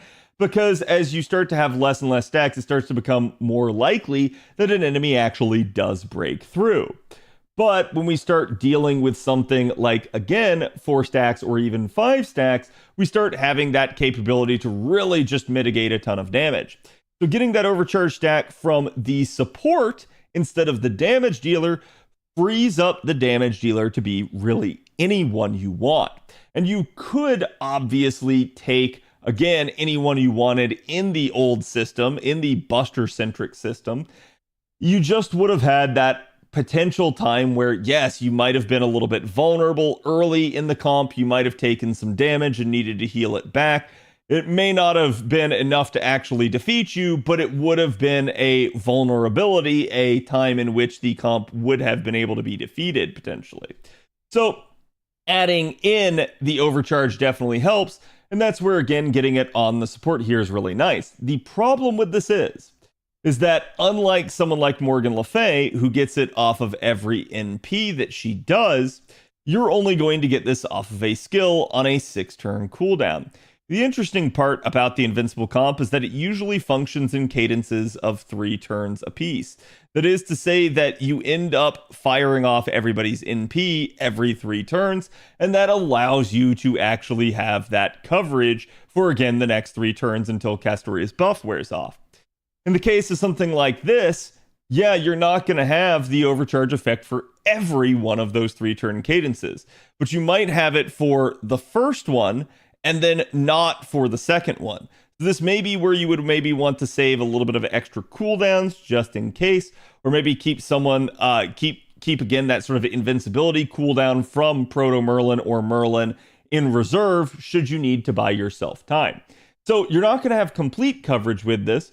You can, if your damage dealer also has a skill that has overcharge of 1 time 3 turns on a 6-turn cooldown. Because then what you can do is you can stagger Proto Merlin and that damage dealer's overcharge rank and have complete coverage. Or you can just kind of have this a little bit more vulnerable, but not completely vulnerable, sort of swinging gate type of setup here, where one of the 2 cadences ends up having full protection. The other one has a little bit subpar protection, but it's enough that it keeps you surviving and keeps you going. So it's an interesting thing to analyze how much not only the cooldown can make a difference, but also just having this overcharge does make a huge difference for someone like Proto Merlin. It really frees up that Invincible comp. It allows for a lot more options, and it is a huge boon to have this. Her third skill here ends up being Succubus Ridge EX. This one is going to end up basically granting the party invincibility for 1 turn. Now, you'll notice if we go to Merlin's second skill, this is exactly that. He has Illusion A here. This is part of his Incubus kit here. He basically gets the party invincibility for 1 turn, critical star generation rate for 1 turn of up to 50% for the party, as well as reducing all enemies' critical attack chance for 3 turns by 20%, all on a 7-turn cooldown. Lady Avalon gets it a little bit different. So she's going to grant the party invincibility for 1 turn in the same way. She's going to then reduce all enemies' NP gauge by 1 every turn for 1 time. This is an unstackable effect. What does this mean? This means that it will reduce the enemy's NP gauge once on the next time they try to gain NP. It does not include the current turn.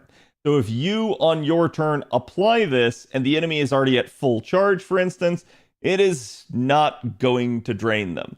Really, the way to think about this is it almost is going to function like a delayed block at that regard. That is going to allow it to sort of not prevent an NP from ever firing off, which is a good thing in this case, because since it happens on the same turn as the invincibility, you want the NP to go off. You would not want the invincibility to occur and then the NP to get delayed and then have your invincibility wasted. So yeah, you got to be careful of things like invuln pierce, but still, it's better to have the NP go off on the same turn. So that is, the ideal is going to be that you're going to pop this on the turn that an enemy has their NP. And then the next time they gain a NP charge, whenever that is, it will be blocked. So it is a really, really nice thing. Again, you guys can see that is exactly what it says right here. It's going to prevent the enemy's NP from being charged for 1 tick at the start of the next turn. Charges the own NP gauge based off the number of enemies. So this is another effect that Proto Merlin is going to benefit from. The number of enemies that she is facing is going to give her, just her, not the party, charge. So think of this very similar to the same effect as like Yang has on her second skill, where she has the ability to drain. This isn't necessarily draining the enemy, it's preventing their next charging opportunity, and then it's going to charge Proto Merlin on that current turn, basically per number of enemy. This is what actually gets leveled when you level the skill. So if you do manage to lure this skill, you're going to end up getting 20% charge per enemy that you face. Obviously, there's some crazy scenarios like a 5 or a 6 enemy wave where you would charge over 100% from this. But in a conventional setup, basically at a single enemy, you're getting 20%. At 2 enemies, you're getting 40%. And at 3 enemies, you're getting 60% charge right there out of the gate. Merlin does not have that. And that is a really, really interesting thing that he doesn't. This is why a lot of people have, just at face value, they look at Proto Merlin and they just instantaneously feel that she's better. Now, there may be some things that they may be missing about that, and I'm going to talk about that here in a minute, but it is an interesting thing to see that, yes, she does have just this sort of instant charge ability that really can help her out, depending on how many enemies you are actually facing. Now, you can see here that the NP turn charge minus, which is the actual buff, works similar to NP seal. However, it's not going to, again, prevent the NP outright. So the enemy's charge is not drained in the same turn it's used. Rather, the enemy's charge is prevented from gaining a tick for the next turn. Now, the interesting thing about this is you can see it says by 1 every turn for 1 time. This effect does not expire, but it is unstackable. So somehow, if the enemy hadn't managed to use it up, by the time you got this skill back, it wouldn't stack and you would waste it. But at that point, if the enemy hasn't managed in 8 turns to basically get the actual NP charge up even once, well, I'm going to say that they have some sort of defect or some sort of gimmick at play. So it's probably not a big deal anyways. But it is an interesting thing to see that this will not expire. It's just whenever they gain charge next. Again, you can see it can be used on an enemy even if they have 0 charge. So the only thing you really want to consider is kind of the fact that this is paired with your invincibility and when that may or may not be good to use. And then again, if NP charge turn minus is used when an enemy's NP is full, the enemy will use their NP, and the effect of this skill is applied the turn after, basically when they have no charge. So again, it's not going to be wasted in that sense. It's just going to sit there until the enemy would gain another charge stack. So please understand, this is still a very good effect. It works in a wonky way, but you'll see it's rather intuitive once you get used to it. It's just the way to think about it, like I said, is to think about it preventing the next source of charge from that unit. The next time they would gain a tick at the start of the next turn, it's going to prevent it. So it's really, really nice in that regard. There's one other aspect we got to talk about here, and that's this. This is on an 8-turn cooldown. So when we compare this to Merlin, Merlin has his party-wide invincibility on a 7-turn cooldown. A lot of people wish this was a 6-turn cooldown on Merlin. 6 turns would make it way more usable. It'd be way better. But sometimes you gotta tough it out and get it to that 7th turn in order to actually survive. Lady Avalon's gonna have to go a turn even further to get back to this, again, invincibility. The way I choose to think about this is while it is 1 turn longer, it is still somewhat similar to Merlin because this charge reduction's gonna buy you one more turn. So it's not the exact same, but it is very similar, just maybe a little bit more problematic at times. Again, that's now her kit. So let's take a look at her passes, and this is where things are going to get even more crazy with Proto Merlin. So her first passive skill here is just going to be territory creation, just a flat 4% arts performance, and nothing too much to write home about, just a good one to have. She gets item construction A here that increases her own debuff success rate by 11%. Again, not too big of a deal, but hey, better to have it than not. Then things start to get interesting. She gets Mixed Blood EX. This is the exact same passive that Merlin gets. This is a charge every single turn of 5% per turn. This is just a natural, strong passive. No matter what you equip to Proto Merlin, no matter what is going on at the time, Proto Merlin will gain 5% charge per turn. And that is good. That just automatically sets Proto Merlin on the path to, hey, I'm going to get to my NP. But remember, this is the exact same thing that Merlin has. However, in the realm of things that Merlin doesn't have, the next one here is High Speed Divine Words Bewitching EX. This is just a flat out 20% charge, automatic, that Proto Merlin starts the battle with. This is literally a Lord mana loading.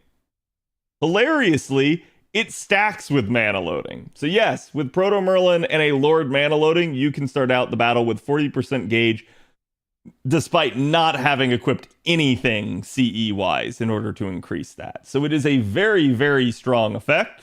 And we'll talk about that in a second, but basically the idea at play here is that if you're facing a 3 enemy wave with this third skill, if you remember, like I said, with the skill Lord, you get 20%. That means if you're facing 3 enemies, you're getting 60%. Well, if you have her Lord mana loading, that's 20%, and her passive just lets her start with another 20. So yeah, she can just turn 1 NP without having any starting charge otherwise. That's strong. That's very good. And that's going to help get the ball rolling.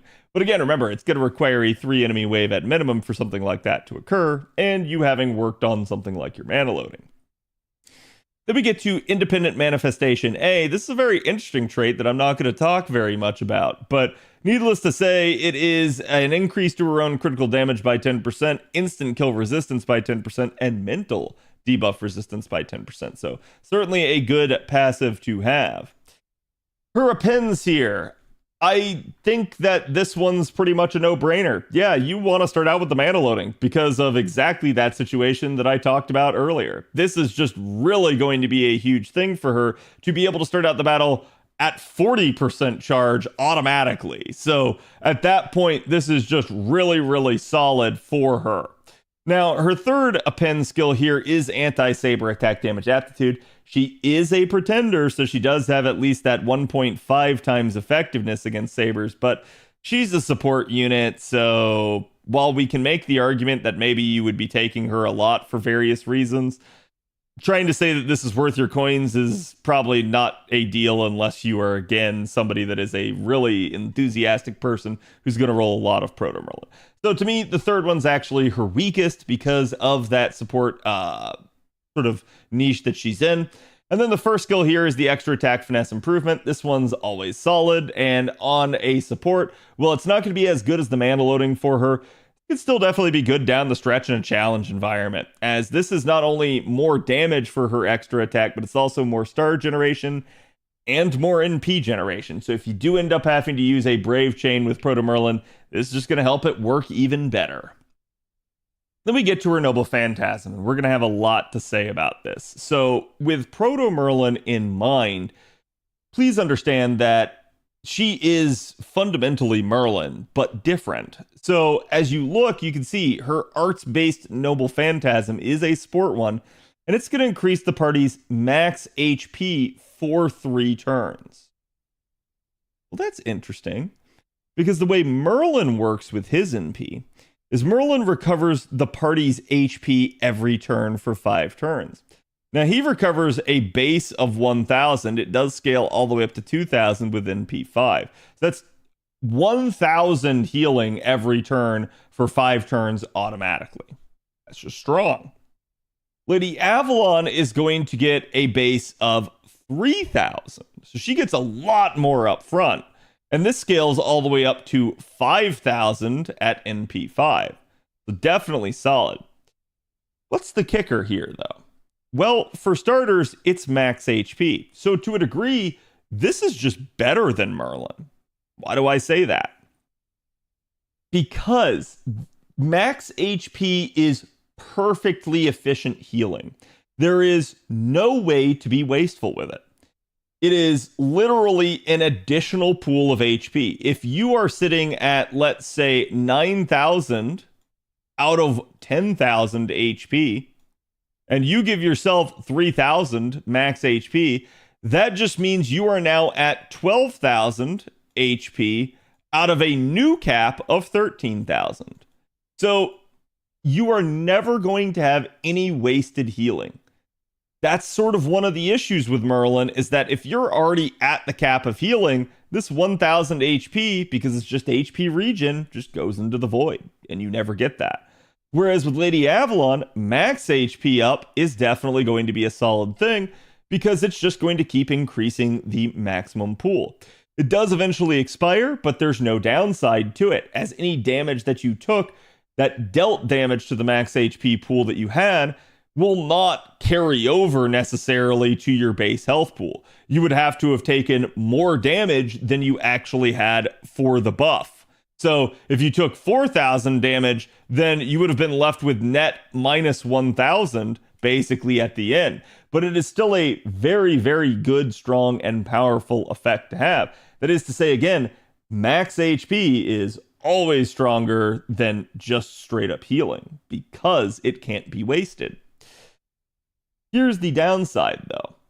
It is all up front.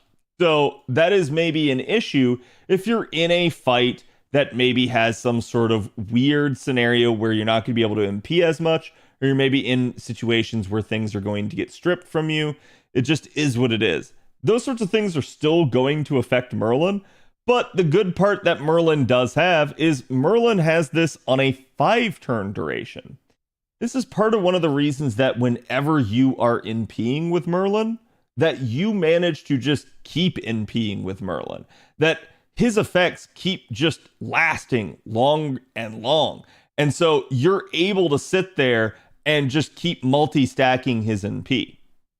It's partially due to the duration of this actual effect, but it's also due to the fact that Merlin has very good NP generation. We'll talk about that here in a second as well. So in that regard, it's not a bad thing that she has this, but it is something to consider that it is only a 3-turn duration as opposed to the 5-turn duration that Merlin has. That is maybe why she gets a little bit more out of the gate, but it is definitely still a little bit stronger in her case. So from here, her second effect is going to charge the party's NP gauge every turn for 3 turns. Well, Merlin has this as well. Merlin has it for 5 turns, though. So Merlin gets more out of that per se. That is to say, Merlin straight up gets 25% party charge out of 1 NP. Definitely takes time to roll out, but it is what it is. Now, the interesting part about this is, it's not a factor of Merlin's NP. It's just a base amount, and it never scales.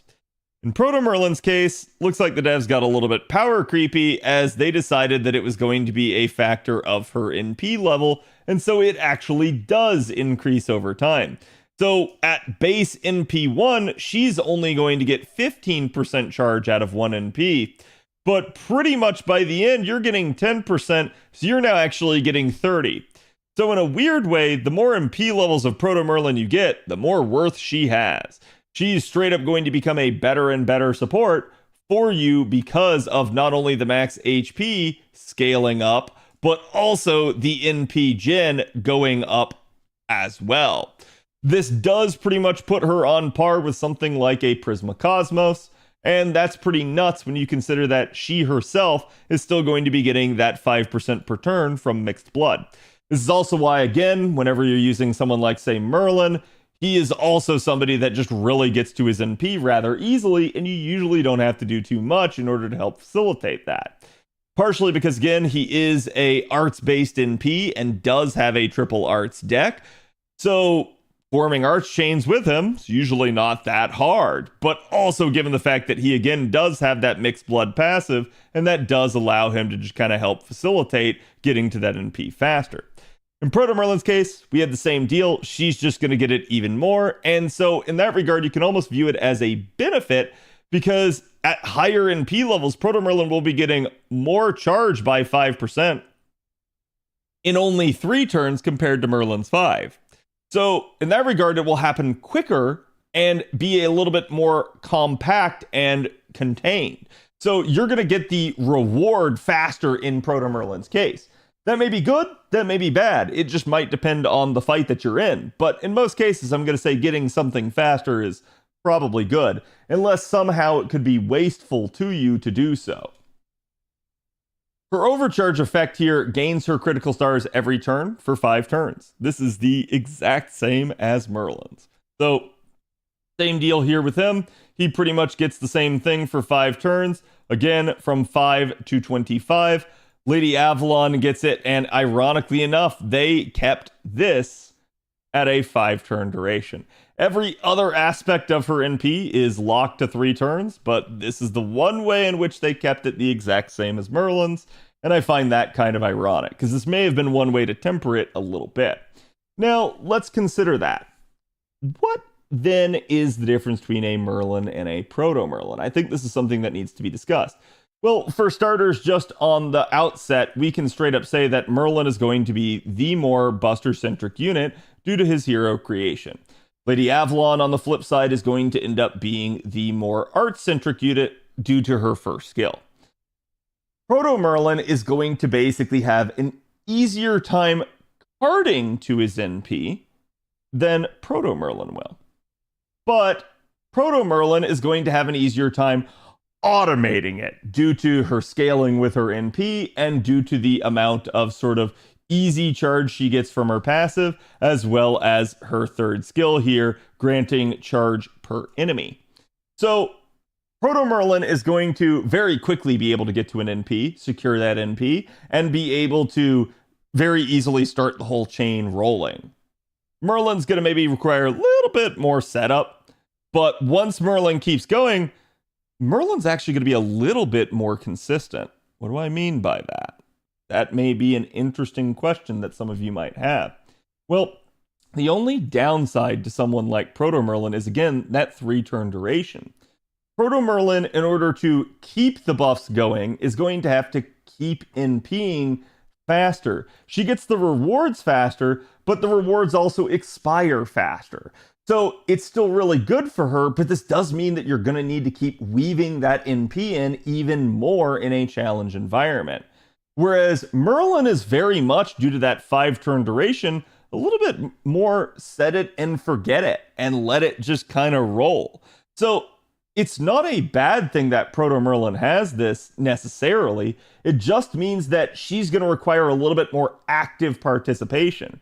And at times where her third skill is on cooldown, you really are going to probably have to rely on carding with her in order to get her to the NP. You're going to really want to form those triple arch chains and actually do work that in. Whereas, again, just depending on what's going on, you may be able to rely, in Merlin's case, on just the automated factor of it. But it really does depend on what you're trying to do. Obviously, this is just looking at it from a Merlin's perspective. From the damage dealer's perspective, we can certainly say that the damage dealer is getting more charge and everything kind of just faster. They're getting the benefits of the healing as well, so that is a thing. So it's not necessarily going to be the biggest of issues, because Proto Merlin stuff is on a shorter sort of time duration. It does expire faster, but that also means that you're kind of going to need to get it up faster as well, which means that if something does actually interrupt or remove the effect of the NP, you're kind of already in that mentality of, I got to get Proto Merlin back right away. Whereas when that happens with Merlin, you might have gone, oh crap, I just put his NP up and I'm not ready to get the NP back right away. So there is that consideration. So again, I do think both are very usable. I do think both are very good. I'm going to say in Buster scenarios, you're still just going to be using Merlin. And in art scenarios, yeah, now you will have a Proto Merlin. So let's consider then Proto Merlin's prospects with regards to, do you need her? Do you have to have Proto Merlin? And if you do, what MP level do you need her at? So let's deal with the first question there. Do you need Proto Merlin?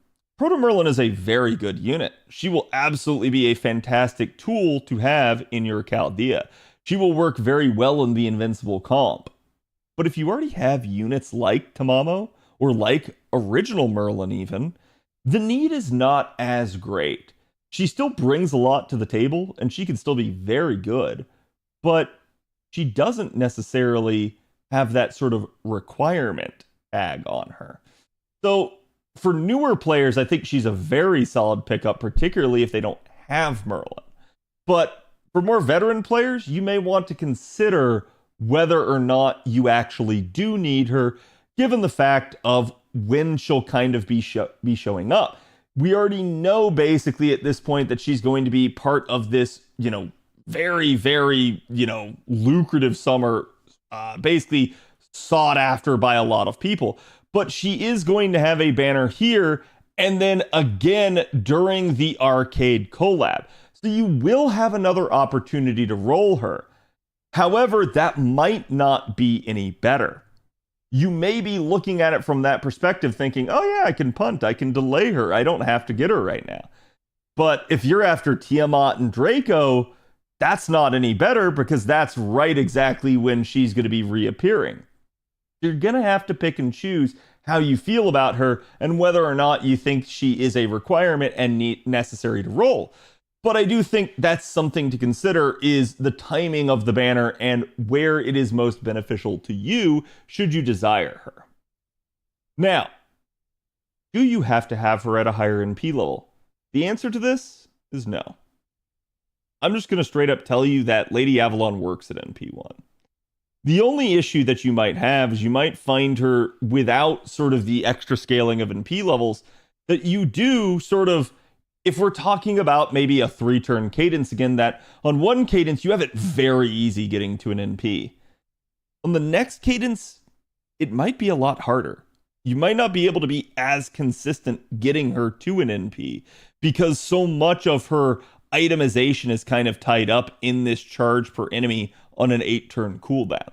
There's still a lot there, but this is where, again, trying to factor in a lot of that is going to be a factor of how much do you want to be using her cards and how much NP levels did you get of her. The more NP levels you have, the more charge per turn you're getting from the NP, and the faster it's rolling out and getting her back to another one. So yeah, a Proto Merlin at high NP levels naturally just functions better than a Proto Merlin at low NP levels. But you can still use her at NP1. No, you do not have to have her. You just need to be cognizant of what to do if you basically find yourself in that situation. So to me, one of the things that I would straight up tell you that is going to be a very useful tool to have is the Prisma Cosmos C. For those of you guys that maybe have not chosen your Craft Essence pick for Anniversary yet, this is a very good CE, and it is on that Craft Essence selector.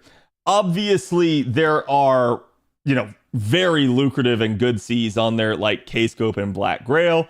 Those are going to be probably chief and foremost in most people's considerations. But Prisma Cosmos is a fantastic CE for challenge content and is a great Craft Essence to put on Merlin, Castoria, Tamamo, you name it. So naturally, it's going to be a great one to put on Lady Avalon as well. This is just going to help automate more of her charge per turn. This is going to make it so that you don't have to use her cards to get her to that NP nearly as often, which might allow you to use the damage dealer's cards instead, allowing you to get through the node faster, allowing you to beat the fight faster, making it a lot easier on you. So it is something to be considered. Now, you can use Lady Avalon for something like farming purposes. At base value, she has a 50% arts up for 3 turns and 20% party charge with an overcharge effect. So that can be used to good effect. But for the majority of things, she's going to be a, hey, this is who I put in if the fight falls apart, rather than, hey, I'm going to be using you for farming purposes. If you do use her for farming purposes, you're going to be wanting to look for an arts unit that has very good refund and can handle the majority of what they're trying to do without the brute force charge provided by, say, another Castoria or an Oberon or something like that. Proto Merlin can be used, and for NP gain based units, actually quite good. So that's definitely something that can be good, especially if you consider that a lot of your farming nodes, you might be facing 3 enemy waves, and that might mean that you might be able to charge her NP up to full and get it off before a damage dealer's NP, then granting the damage dealer that additional charge per turn effect. So there is that to consider as well. But admittedly, this will slow down any farming comp that you try to use it in, so it's just something to be cognizant of, but maybe not something that you'll use all the time. So yes, she can be used in a farming comp, but primarily with NP gain based units is where she will be the strongest. So in that regard, again, she's still a very good pickup. She's a absolutely phenomenal addition to your roster in terms of challenge content. And even if you have other units like Merlin and Tamamo, she still has her own niche to be used in that is quite good. She might not be as standoutish. She might have a lot of overlap with other units, but she is still someone that I think every single one of you should consider. And she has definitely been a good addition to my roster on JP over the years.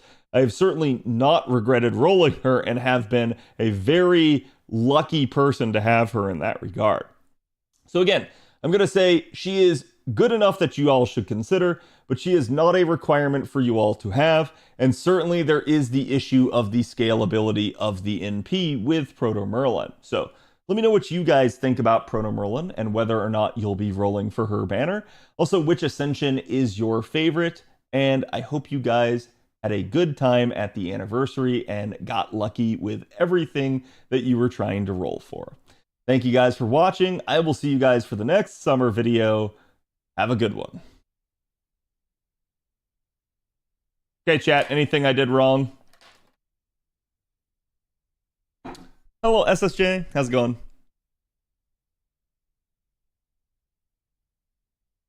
I got a catalyst for Proto Merlin myself.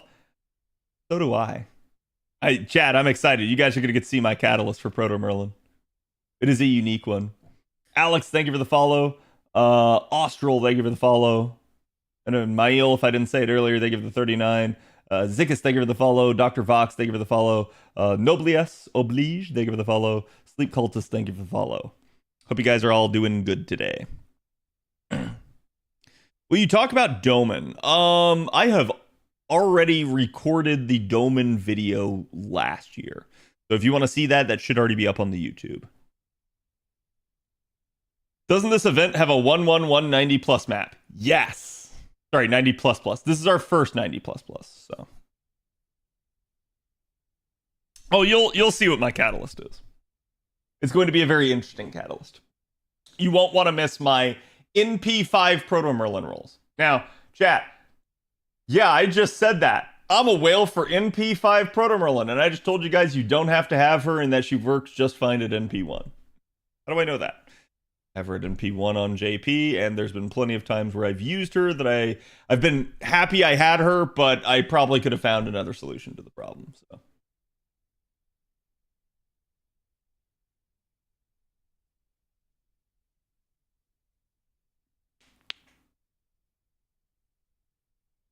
Yeah, we haven't had 90 plus plus farming nodes. We've had 90 plus plus nodes before, but they're just like one-offs.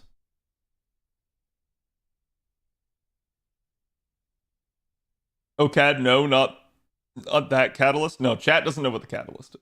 Don't worry. I'm confident that you guys don't know.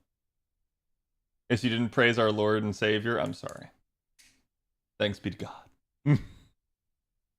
A catalyst, yes. Juicy watermelon. Will her banner overlap with Scotty or no? Yes. Yes. All the summer banners will overlap. Basically, you guys can see here, JP was August 10th through the 31st. The mail campaign, August 10th through the 31st. The second campaign, August 14th through the 31st.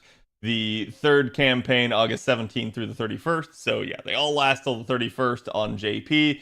In A, we're starting on like the 17th to the 18th. So just expect that while they will roll out in a sequence of days, that yes, they will all overlap.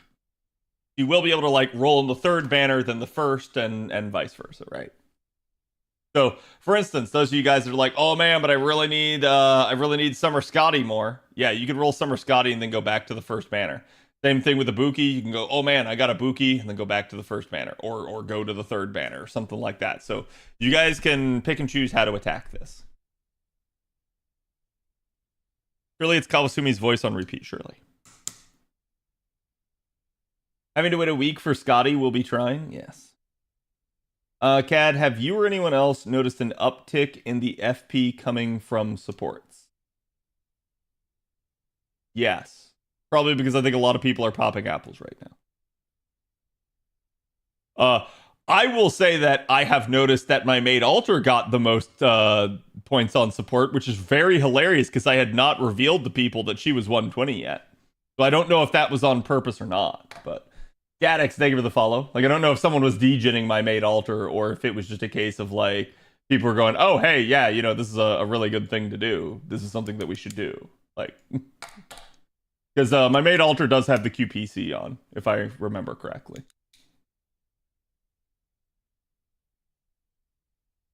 Shiki battery tonight. I'm excited. You know who I know is excited about that?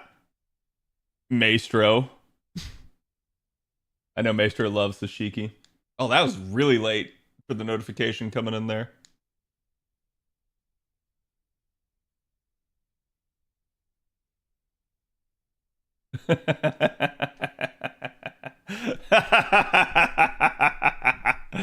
I sent a video to I sent a video chat to the guy that did the original model, so I can talk about this.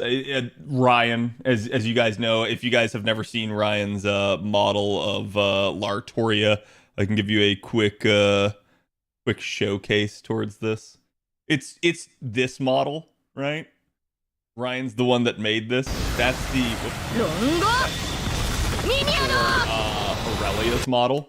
Ryan gave me permission to use that model, and basically I sent him a picture of the finished Aurelia model, and he was excited about it. So it made me happy. Thank you so much for your in-depth analysis on every servant and event. You really helped me figure out the best units to pull for and how to plan everything out. You're the best FGO content creator. Thank you. I appreciate that. I know I get long-winded in a lot of my videos, but I try, like, I feel like everybody can do a, like, 5-minute TLDR quick analysis of a unit. I try to cover the things that maybe people don't think about, so. Jade, thank you for the 55. Hot damn. That's a long time. Appreciate the support, my man. Chat, can we get some love for Jade? Can we get some CAD cheers? Now, chat, I think we go for a double. I think we go for a double. I want to get ahead of this.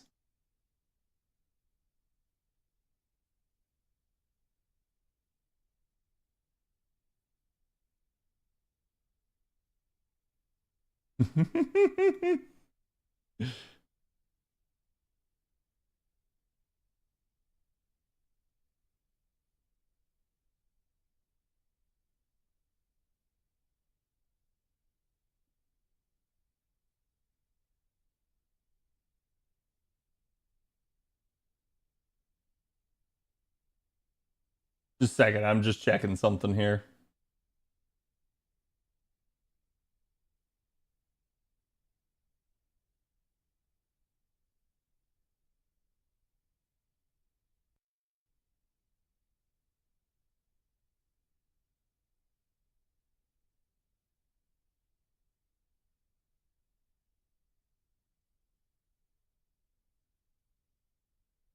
Gotcha. Okay.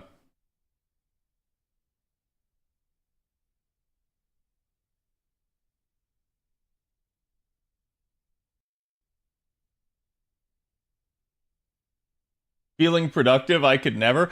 Chat, I'm in that weird, like, work high. Like, I have done so much work in the last 48 hours. I'm in one of my, like, absurd efficient modes right now. I don't know how. I'm, like, multitasking like crazy and, like, just popping off. So we're doing it.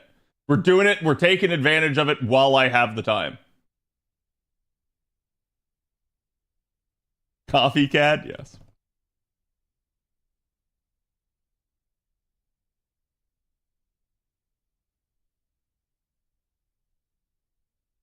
We're going to be doing the Valkyrie Assassins here.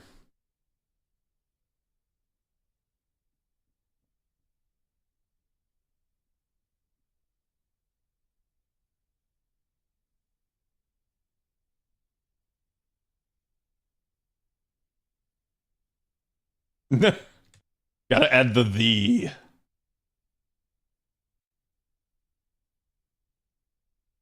What does this always happen? Ocean Flyer.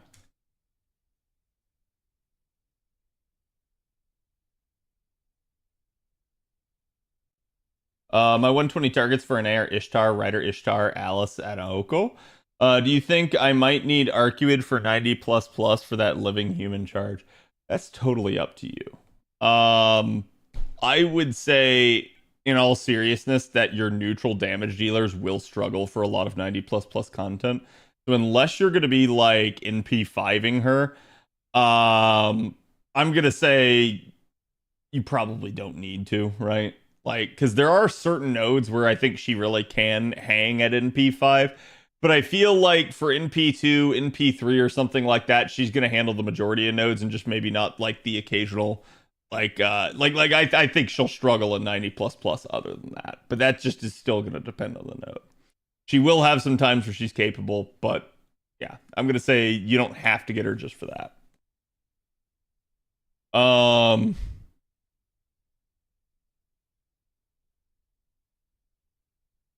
we go. Good one.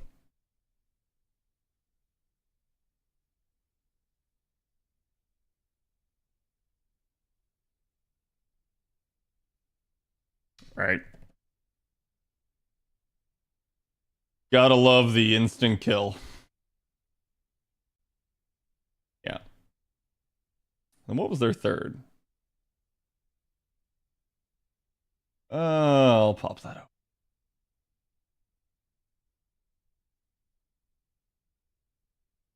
Hmm. Hmm. Hmm. And I believe this is just them and Bryn. Yeah. Okay.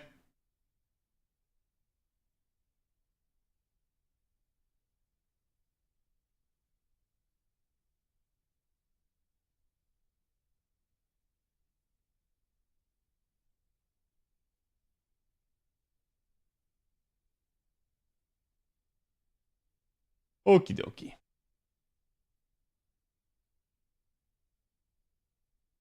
Ah. No, don't do Ibuki and the death of my waifu where I can never use Musashi anymore. What do you mean? Musashi does more damage than Ibuki now. What do you mean you can never use her? I mean, like, that's on JP, right? But listen, and I've said this before, chat, just because Unit A does more damage than Unit B does not mean you can't use Unit B, right? They buffed Musashi? They crazy buffed Musashi. It was a good buff. She needed it. Use your waifus? Yes. Wait a minute, I didn't get to vote in that poll. Hold on. Orderland, you bastards. You bastards. This is exactly why I'm starting out with Thrud. Okay? Exactly why I'm starting out with Thrud. Yeah, do you think it's worth spending golden apples to do rank ups and interludes? I need Saint Courts for argument.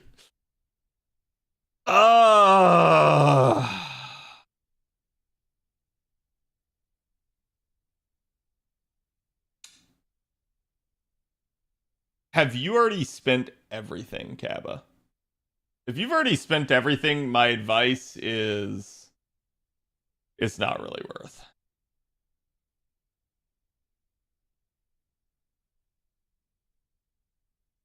Me being a bastard who's irrelevant, yes. Will we have Proto Merlin's Summer Buki and Scotty up at the same time? Yes. Yes.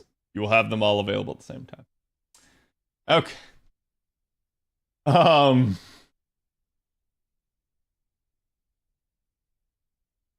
Gotta think about how I'm gonna phrase this. All right, get started. Hey guys, my name's Khadroth, and today we're going to be talking to you about the Summer Valkyries. They're going to be our welfare this year for NA's summer event coming up, and boy, are they a nice quality of life increase. So, for those of you guys that have been playing the game for a long time, you'll note that we've had plenty of AoE assassins, but we really have just not had an AoE arts assassin, and that is where the Summer Valkyries are going to come in. Now, they're a little bit unique in the fact that while they are 4-star assassins, there are 3 different forms of them. You've obviously got Thrud, Hildur, basically, and then essentially Ordelint here. So each one of them is going to be a different unit, but with the exact same kit. However, you're only going to be able to pick one of them.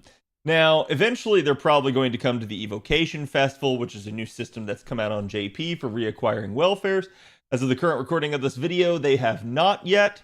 At that point, you'll probably be able to acquire all 3 copies, but until then, we don't really have it. So, for right now, you can only pick one of the 3. The good news is, even though the event never reran, is that each one of these also comes with a costume.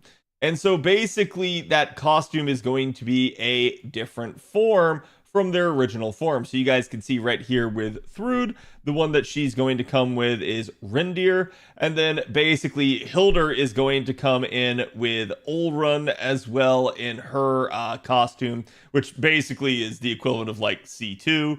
And then you're going to end up with Orderland here being paired with Gerskogel.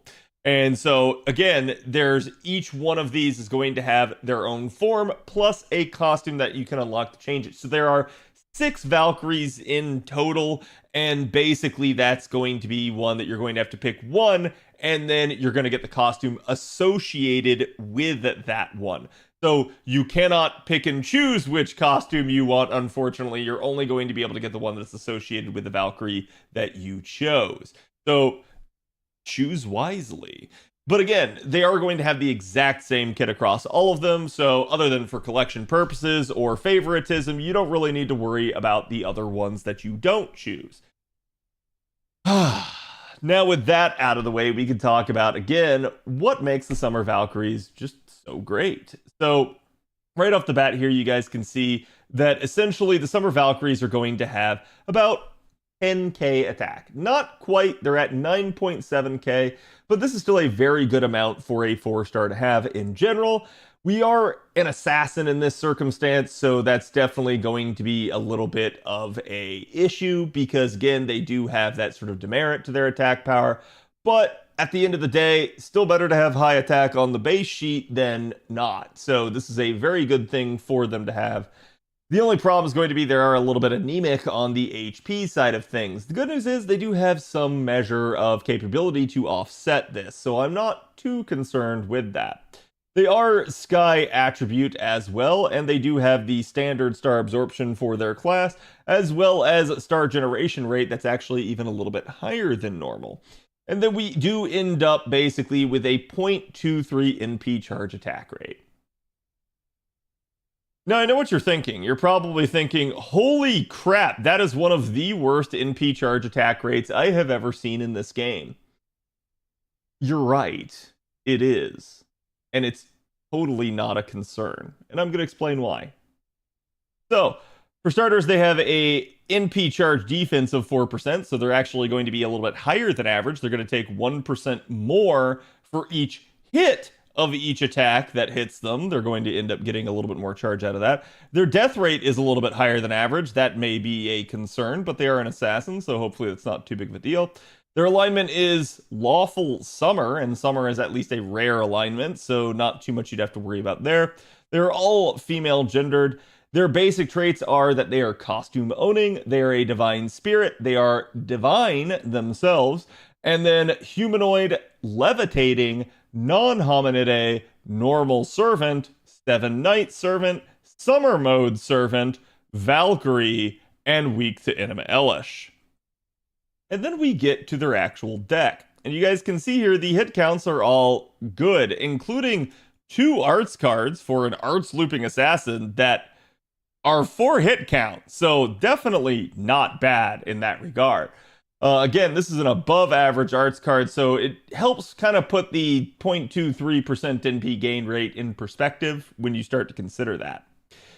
They only have the singular Buster card, but they do at least have 2 quick cards here that are going to get that 3 hit count, so not too bad there. And they are going to have a 5 hit extra attack, so really the kit is okay. It's not triple arts like maybe some people would have hoped, but it does at least give you the double quick cards there, which is sort of a standard calling for a lot of assassins, so pretty much to be expected. The active skills here, the first one is going to increase their own quick and arts performance for 3 turns by 20% each. This is not a monumental amount, but it is a double steroid, and it does affect basically 80% of their deck. So, again, a nice thing to have. It's going to increase their critical damage as well for 3 attacks, 3 turns. I think we would all wish that this weren't limited by 3 attacks, but you kind of see why, since they're a 4-star and a welfare, and they're getting 100% crit damage. So the Summer Valkyries crit hard, and it's definitely going to be good. I know I can at least speak for myself when I say that I love girls with big crits. So at this point, having this all on a 5-turn cooldown is definitely solid. It means you're going to have a lot of uptime for the steroid. You're definitely going to be getting back to it rather fast, so you don't have to worry about it too much should a loop with them actually fail. Their second skill here is going to increase the party's attack for 3 turns by 20%, so just a nice overall charisma at that point. And then it's also going to grant the party 1 attack for 3 turns, and again, that's just going to be really, really nice to have that party-wide protection that you're going to be getting there. Having that singular sort of evasion is enough to kind of help offset this sort of anemic HP stat somewhat. It does act as a hard defense for them, so unless the enemy has invuln, pierce, buff strip, or again sure hit or something like that, you really don't have to worry too much about it. They are going to be able to just tank a Noble Phantasm utilizing this. Unfortunately, the issue is going to be that you're probably going to pop this turn 1 in a loop, though if something does hit them before the final wave, then that would be a concern. But this is also going to increase the NP generation rate of all Valkyrie allies for 3 turns by up to 20%. So this is yet another thing that's going to factor into this 20.23 NP gain rate. Because, again, as you'll see, they do each possess the Valkyrie trait themselves. Now, for what we consider the Valkyrie friend, it's basically the Valkyries themselves, the Summer Valkyries themselves, and then the 2 forms of Brynhildr. So really not too much to go off of here, but yes, at least the Valkyries benefit from their own buff, which is pretty much all we care about. Again, all of this on a 6-turn cooldown at max rank. Then we get to the third skill here. It's going to charge 1 ally's NP gauge by 20%, and then recover their HP by 3,000. So again, now we have a targetable heal and a targetable charge. This is going to help out yet again with that sort of anemic HP stat. So again, we're not too concerned with it since they do actually have some staying power. They're also going to gain crit stars here of up to 20, so they've got a nice crit star bomb, and this on an arts unit is rather nice. As again, we do also know that they have the 100% crit damage, 100% crit damage there from the first skill. So just again, the only thing you're really going to want is going to be the star soaking, and that's definitely going to be a really, really nice thing to add to them, but not necessarily a requirement if you do manage to generate enough stars. Either way, you're going to have the stars sort of on command on a turn in which you would want them, maybe when you have the cards that you actually need, or maybe on the 3rd turn where you're maybe trying to pop off and make sure you finish an enemy. So really a good skill to have here is it's all targetable and all going to be useful to them. Their passive skills, they don't have too much here. They just get the standard assassin-based presence concealment of B rank, increasing their star generation a little bit more. And because they are divinity, they do get some flat damage added to all of their attacks. But again, this is not a huge amount. Now, with regards to their appends, the easy recommendation is going to be the mana loading append, and the obvious reason for that is because they're an arts looper. Especially given the fact that they do have a low NP gain rate natively, I think you do want to at least make sure that you have this. Again, they are a welfare, so you should be getting the coins for them for free, but it's definitely something to consider that this may be worthy of a lore for you, just for kind of setting them up for odd structured nodes and times in which you might want to get away with using something that is not a plug suit with them. So again, mana loading, definitely a really nice thing, but they are a black grail looper irregardless. The first append skill here is just going to be an enhancement to their extra attack finesse. If you find that you're just consistently not doing enough damage card-wise, again, you guys can go ahead and unlock this. If you're not planning on grailing your summer Valkyries, your coin should be relatively freed up, so it's no skin off your back to actually go after something like this. And then the third skill here is going to be the anti-saber attack damage aptitude. This one, to me, is rather the weakest, but even though we are an assassin against sabers, we do at least have some synergy overlap, and I'll explain that here in a minute. So taking a look at the NP, they are an arts AoE NP that is 10 hits. That is a ton of hits and going to be really good. It's going to deal damage to all enemies. And again, with that 10 hit count, we now really understand why they were set at a 0.23 NP gain rate. It's really a non-issue for them. They have plenty of refund and should be a very capable looper for you in that regard. They're also going to have a 40% chance to instant kill demonic enemies. Now, this might be a thing, but you're probably not going to care about it too much. The good news is the damage happens before the instant kill, which means refund also happens irregardless of you instant killing the enemy. So they've at least learned from the mistake with someone like Nido Assassin, where at least you now are assured to still get the damage out, still get the refund out, and it won't mess with your loop if you do manage to death proc. So death proc is just kind of there as an extra sort of layer here in case you don't manage to kill. And just to be clear here, they do say that, again, it's not always going to instant kill. This is something I think people need to understand, is the way that the death formula works is rather convoluted. So just keep in mind, if you ever want to know more about it, I do have a video talking about instant kill and death mechanics and explaining them and the formula and how it works. Definitely go check that out. But you'll see it's not going to be a consistent instant killer in most scenarios, but there may be the occasional time where you can actually get it to happen 100% of the time. The overcharge effect is going to deal extra damage to enemies with the earth attribute. This is going to be super effective damage. This is why I said, yeah, there may be some synergy here with the Saber third append, as you will have some Saber enemies that have, again, the earth attribute on them, so there would be some overlap, but it's probably still the worst of the third appends. Still, this is going to be a really, really nice thing, as there are going to be plenty of enemies that actually do have the Earth trait, particularly in the case of the Valkyries. We're going to be looking at enemies that are, berserkers or obviously riders at that point. That's going to be your main sort of shtick for who you're going to be wanting to kind of target here. So pretty much on from Medusa, basically on down all the way to God, what's her name right now? I can't think of it. Yeah, Andromeda. She just came out. I should know this by now.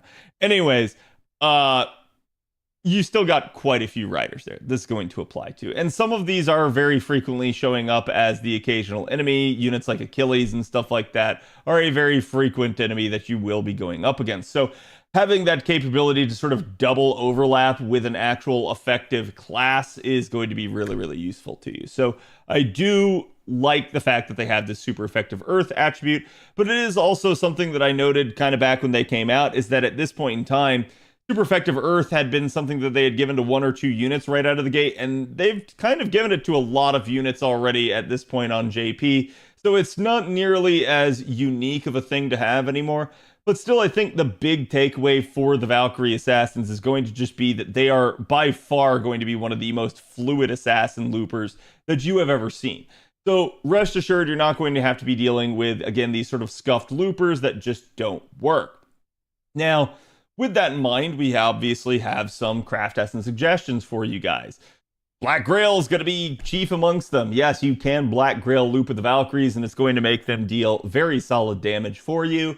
Obviously, if you don't have something like Black Grail, you can still manage to get away with things like Angel Song, Heaven's Feel, Dragonkin, any of the lower rarity ones should work for you.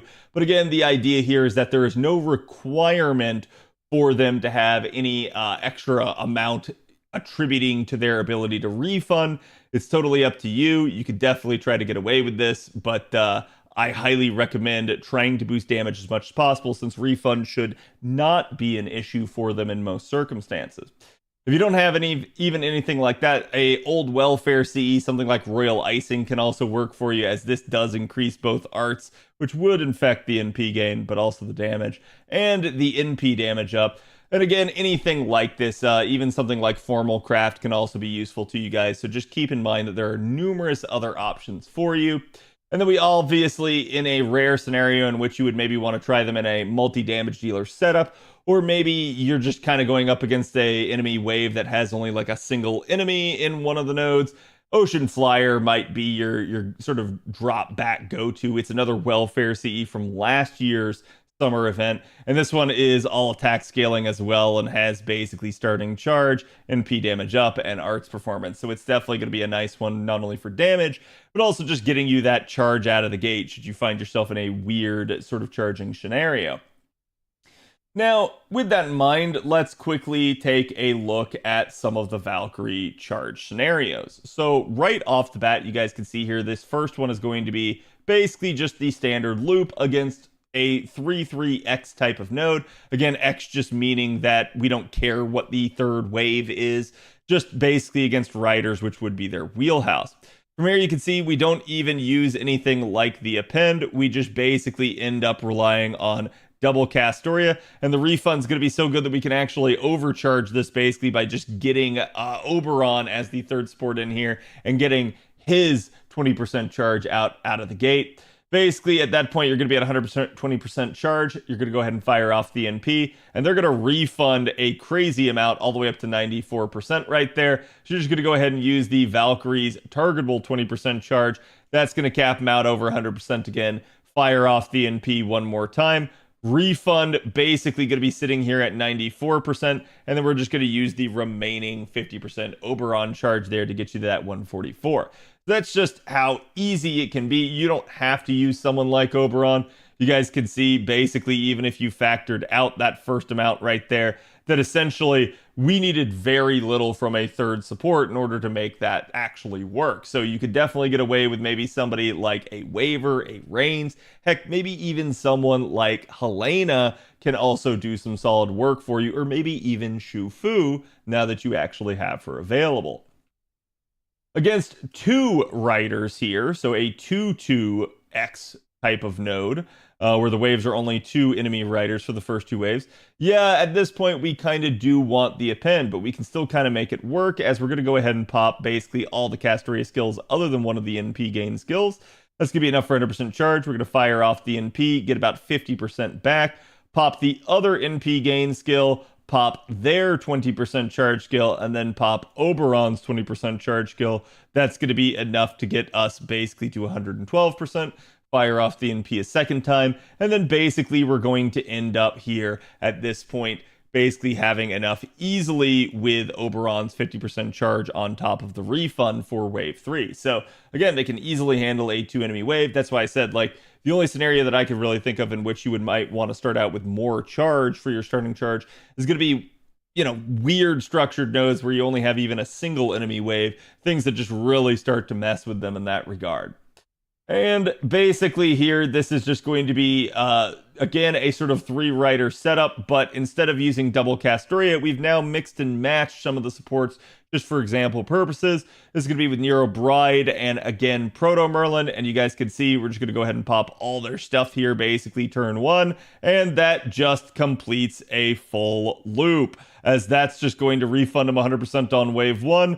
You have enough then on wave 2 to basically just fire off the NP again, and that's really all that you're going to need, is they're easily going to keep completing that.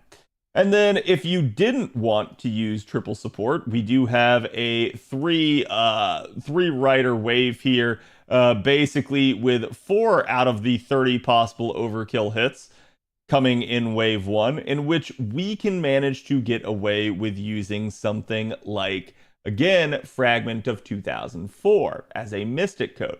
This is just double Castoria with the append. We don't pop the second Castoria's 20% refund skill there, basically. And then we use the 50% NP gain up skill, basically from the Mystic code turn 1, and that is going to be enough to basically get them back to 80% there on wave 2.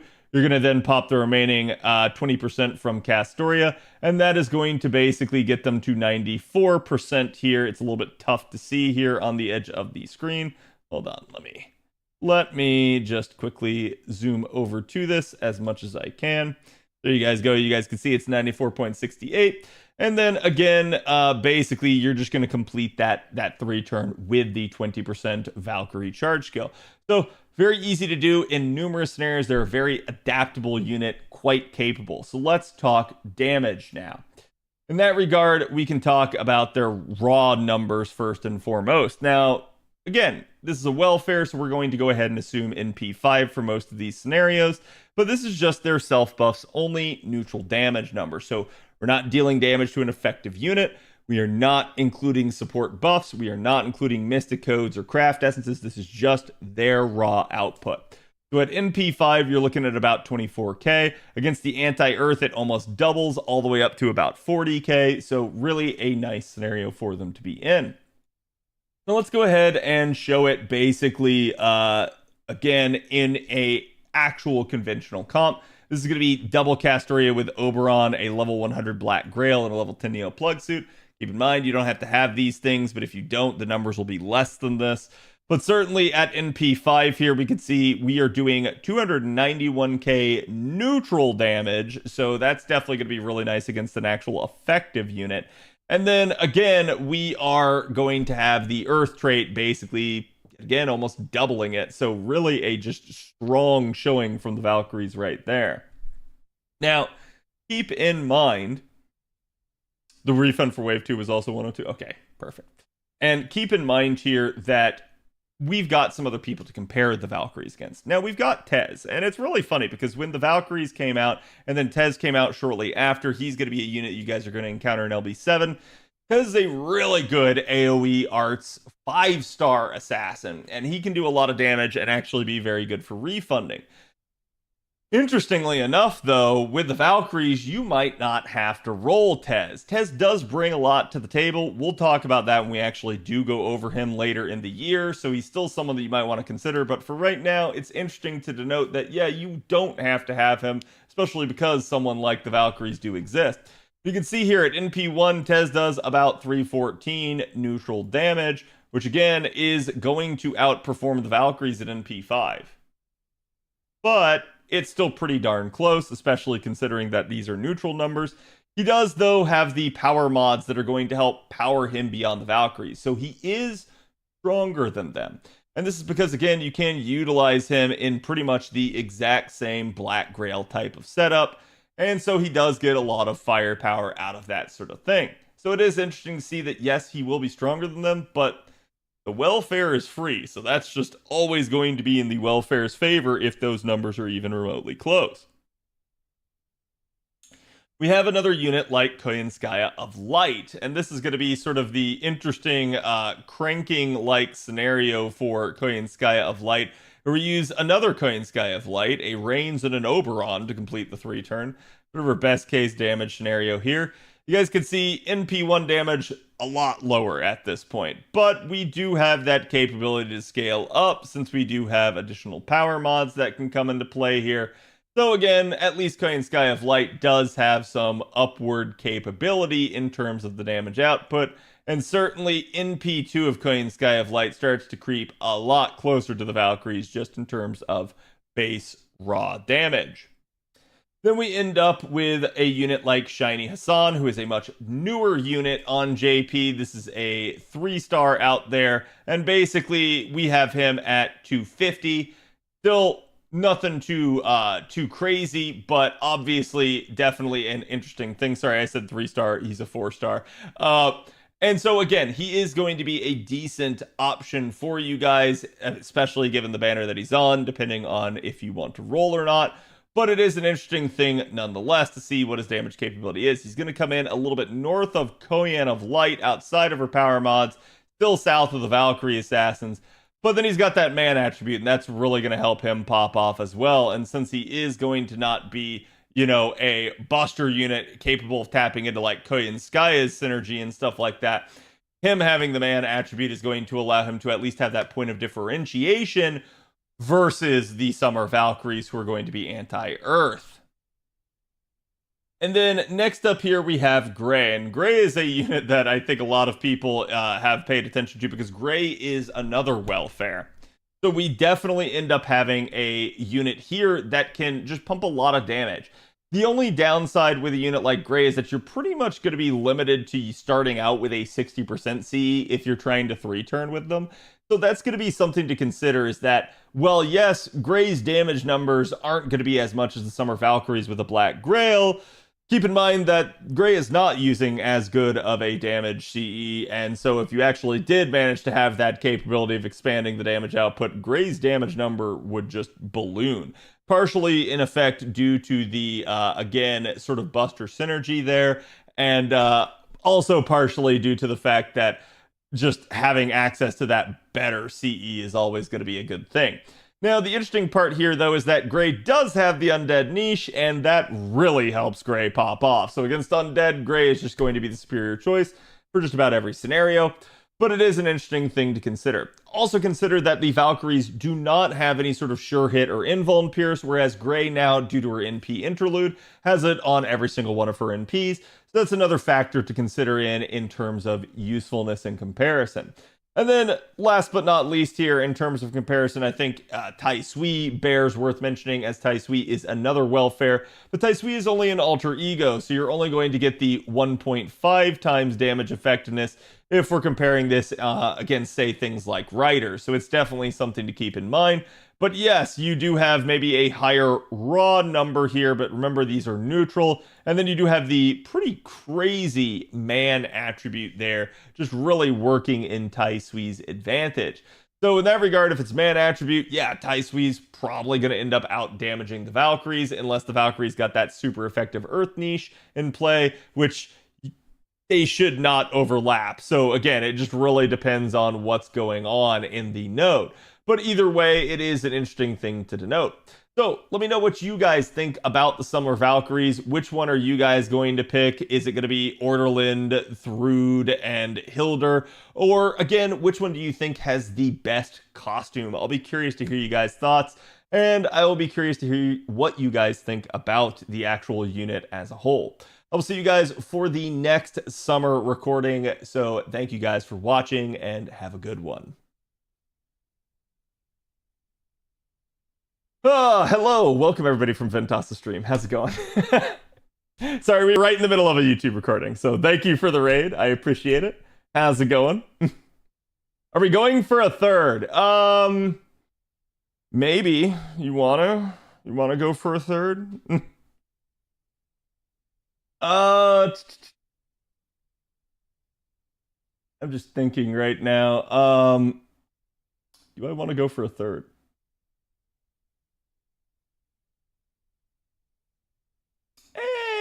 We'll see. We'll see here in a second. Hat trick, yeah. Great stuff as always. Thank you, Ventos. I appreciate it. Guys, if you haven't ever checked out Ventos, make sure you go do so. He's a good buddy of mine, good friend of the channel. He is a fantastic content creator in his own right. Do the seasonal anime review. No. That didn't sound like you wanted to do a third? No. You know what I'm actually thinking?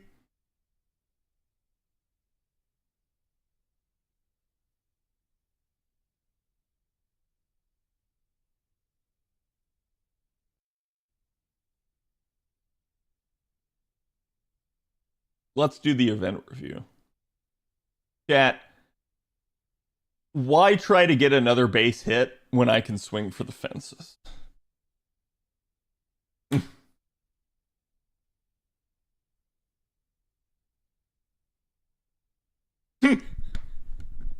Close enough, yeah. It's just a little bit more involved, right? You're doing good. Just got to beat up Trom so far. Nice. 6.5 and Don Quixote remains goated. I was so happy. I got Don Quixote for my GSSR, and I didn't roll that second banner for Moriarty, so I was like, oh, thank God, I got him, because I was really worried since he was story locked that I wasn't going to get DQ. But DQ is so great. I was there, so happy for you. Thank you. Yes, that's right. I forgot. I have the boy Grail. Nice.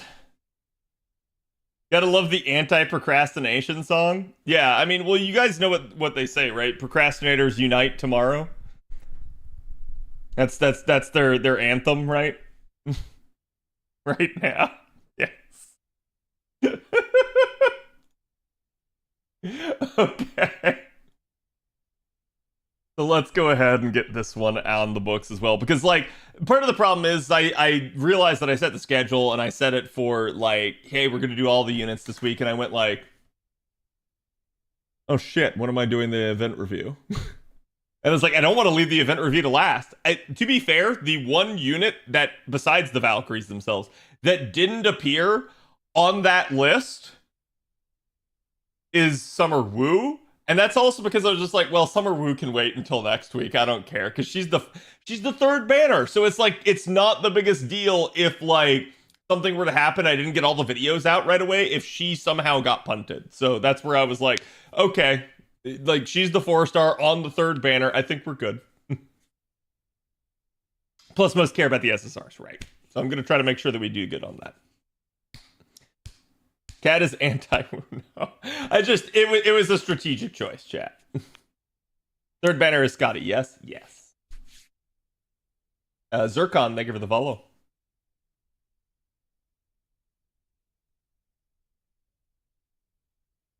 This is the first event with 90++, right? Correct. And we're going to talk about that. So.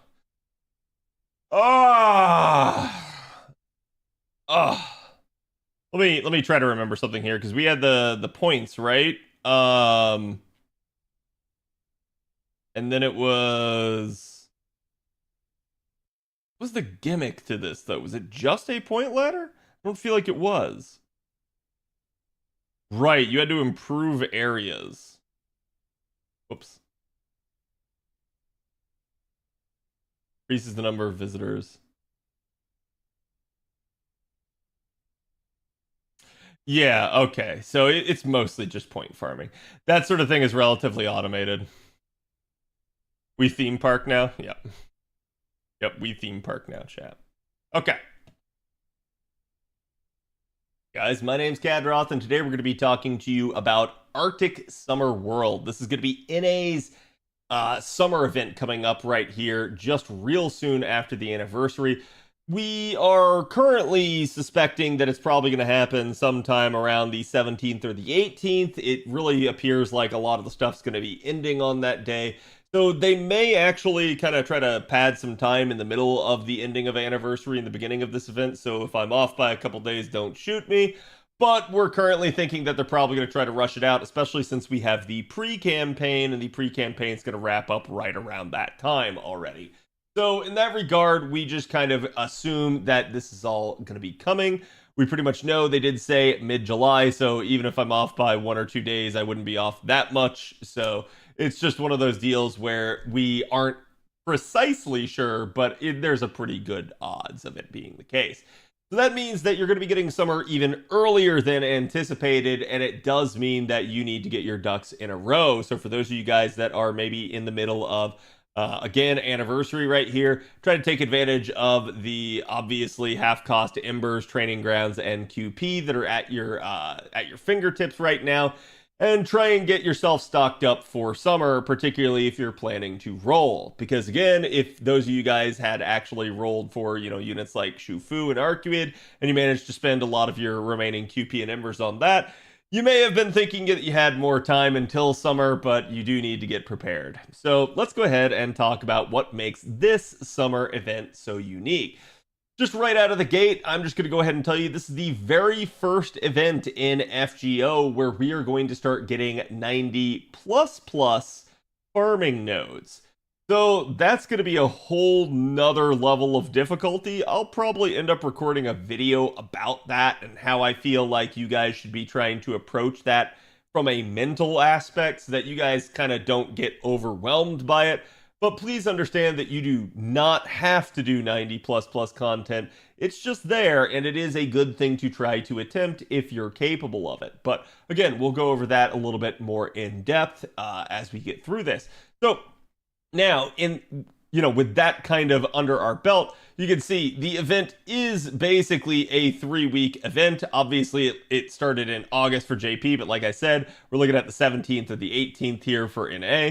And again, it is only going to require Fuyuki as they announced during the anniversary stream. So you have that to look forward to. Unlike JP, who has to get the ordeal called Prologue done in order to be able to do theirs this year. So if you're playing on the JP side of things, you need to get hustling. But again, on this end, at least, we are still good for now. Now, it is going to be an event that we're going to be farming points in and basically having this point ladder type of structure. You're going to have the sort of gated nature of the main quest, as it's going to just be releasing on a day-to-day basis. As you guys can see, you're going to get a ton of new servants and costumes. I'm already in the process of recording the analyses for that. And then basically, obviously, your welfare is going to be the welfare Valkyries, which are going to be a really, really unique type of welfare. You can only pick one of the 3, and each one has a costume associated with them that transforms them into a different Valkyrie. So keep that in mind, that your choice does matter in that sense. But they all have the exact same kit, so it doesn't matter from a gameplay perspective. It is purely for your taste in the Valkyries and which one you want. Because again, you're only going to be able to get the associated one with that. Basically, you're also going to get the male costumes as we've been getting the past couple of years as well here. So you're going to get one for Doman, one for Yan King, and one for Asclepius. So keep that in mind, that they will also be having a banner alongside all of the female banners, and that's something to look forward to. And because the Valkyries are going to be a welfare, you are going to be getting the, again, 2 times experience rate here for the welfare, which is going to allow you to level them up even more efficiently, pretty much just with the embers from the shop itself. So that'll help maybe ease some of that ember burden for you. Now, with regards to the event mechanics, we can go ahead and talk about kind of what's at play here. So in a very similar method to every single other event that we have, we are going to have sort of our standard currencies that we end up getting. Basically, the Valkyrie Katyusha, the Arctic Dome, and the Aurora Frappe are going to basically be your standard stuff. And then you can also increase basically your visitor number points to sort of improve your point ladder. Now, this is a theme park styled event, so the actual thing going on here is you are increasing the number of visitors to the park. And basically, you guys can see that you're going to have associated craft essences with each one of them, and you are going to have a welfare craft essence that's going to increase sort of these ice drops that are going to be something that you're going to use to kind of improve the theme park over time. It's also going to have its own associated shop with it. A new main quest is going to be unlocked every single day and requires a certain number of points to unlock it. And then basically you're going to consume these, again, natural Arctic ices in order to, and basically clear the special quests associated with them in order to be able to improve the actual areas. Improving the areas is going to increase the number of visitors, aka points, and basically change the atmosphere of the area, which is going to allow you to, again, ascend the ladder. As you improve the areas, the time to get the full amount of the rewards will become shorter, as you are going to, again, have this sort of like kind of ticking cooldown redemption. Think of it almost like Yamatai Koku, where you had the sort of like Magatama node and the QP node and the Ember node that were there, and they were ticking up over time and allowing you to, after 6 to 8 hours, redeem it and get another copy. Same mechanic right here, but as you improve the nodes, they will get better and you will end up having a shorter cooldown on that. This does mean that you can kind of structure it a little bit to kind of go after the upgrades that you want to get faster, but you are going to be at least somewhat restricted in the order in which you can do that. You can claim the items basically by clicking the Receive Rewards button on the top right of the screen. That is to say, there is going to be a button that allows you to sort of receive all, and there will also be the standard ability to toggle on a notification so that when it's ready to be redeemed, that you actually get that push notification on your device. So again, you guys can see that's pretty much the standard. The top left side is a running announcement about the Summer World theme park. As you will level up the areas, the announcement will change. And actually, I wish I could have read Japanese for this event on JP, because I heard some of the things that went by were actually quite hilarious. So it is an interesting thing to denote that this will be a little cool banner, a sort of Easter egg to keep your eyes on throughout the event. And then again, as they're explaining at the end of the main story, you can choose between one of the three welfare Valkyries. You cannot get multiple. The only way in which we are going to eventually be able to get all three of the Valkyries, because this event never reran on JP to date, is going to be probably from the Evocation Festival, which is the system that allows you to acquire more welfares in the end. Basically, at that point, then maybe sometime into the future, you'll be able to acquire all the Valkyries, but until that point, you've got to pick one and stick with it. And remember, each one does come with a costume, but the costume is locked in. So for instance, if you pick Thrud, you can only get the reindeer costume. If you pick Hildur, you can only get the, God, which one was that? I don't remember. And if you pick Ortolind, you can only end up getting the Gerskogel costume. So again, it is just a case of pick your poison. But at that point, they are still all good, and it's totally up to you. So again, each one of them has them. There you go, the Olrun costume for the second one. And then basically the extra NP copies for them can be obtained by completing the extra quests at the end of the event. So that's basically your overall mechanical flow of the event. You're going to have damage bonus units. Obviously, the Valkyries themselves are going to have 100% damage bonus and 50% bond bonus. And then each one of your SSRs from the banner are going to also have the same treatment. The only difference here is the male SSR, aka Doman, is going to be in the category of only receiving 50% damage bonus and 20% bond. And basically all of your 4 stars are going to be here as well, including, though, your Anniversary unit will also be considered bonus for this. So you can utilize her for farming throughout the event should you so choose.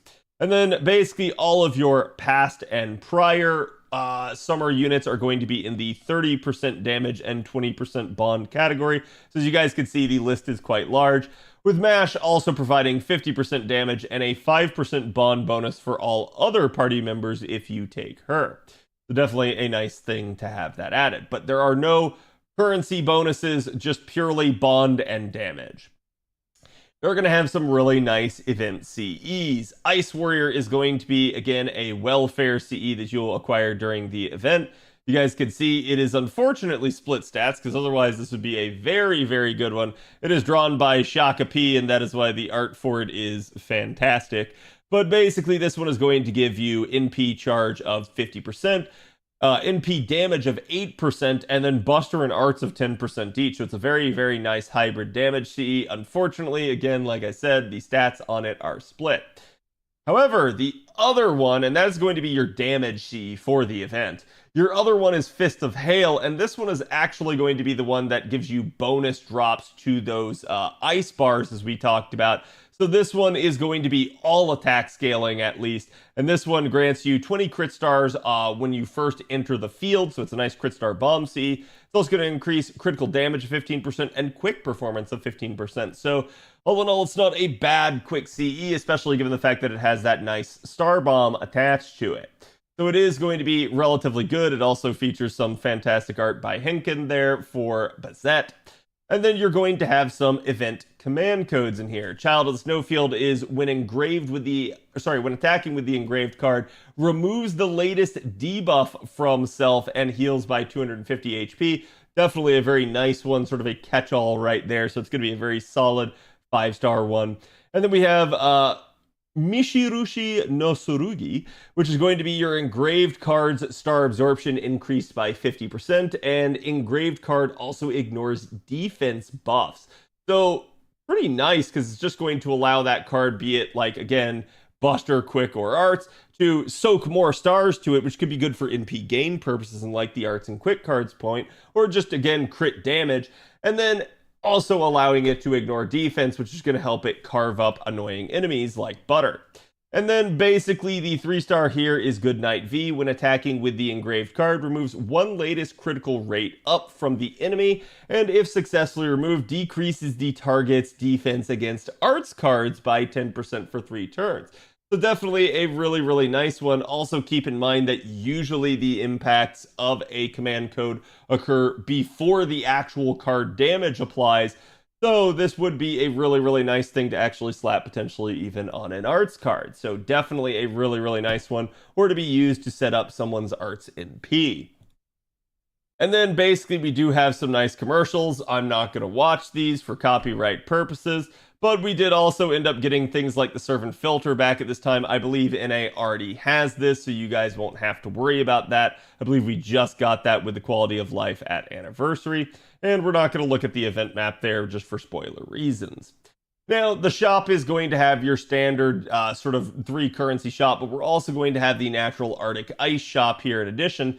Starting off here with the gold material, you're going to have the Doman and basically the malevolent midsummer goddess costume here, each costing 200 of the gold currency. You're going to have 2 copies of, again, that welfare CE here, each costing 200. And then basically your coins, depending on which Valkyrie you pick, 16 stacks, each costing 20 apiece. And then basically from there, we kind of get into our normal rotation of a crystallized lore for 400. And then each of your gold materials here with the mirrors and the eggs at 10 apiece. Then the shells basically here at 20, which is going to be really nice for those of you guys that still need shells for summer. And then obviously the new 6.5 swords here at 30 a pop. So definitely a nice thing. Plus, you're also going to have gold statues here. I do recommend at least paying attention to this sort of thing for the future, as we do have class score coming up next year for those of us that are progressing into Ordeal Call. So again, having the capability to have a lot of statues on hand may be a nice thing, particularly if you guys maybe overfarmed the event, or just have a lot of bonus due to how much you rolled the gacha units.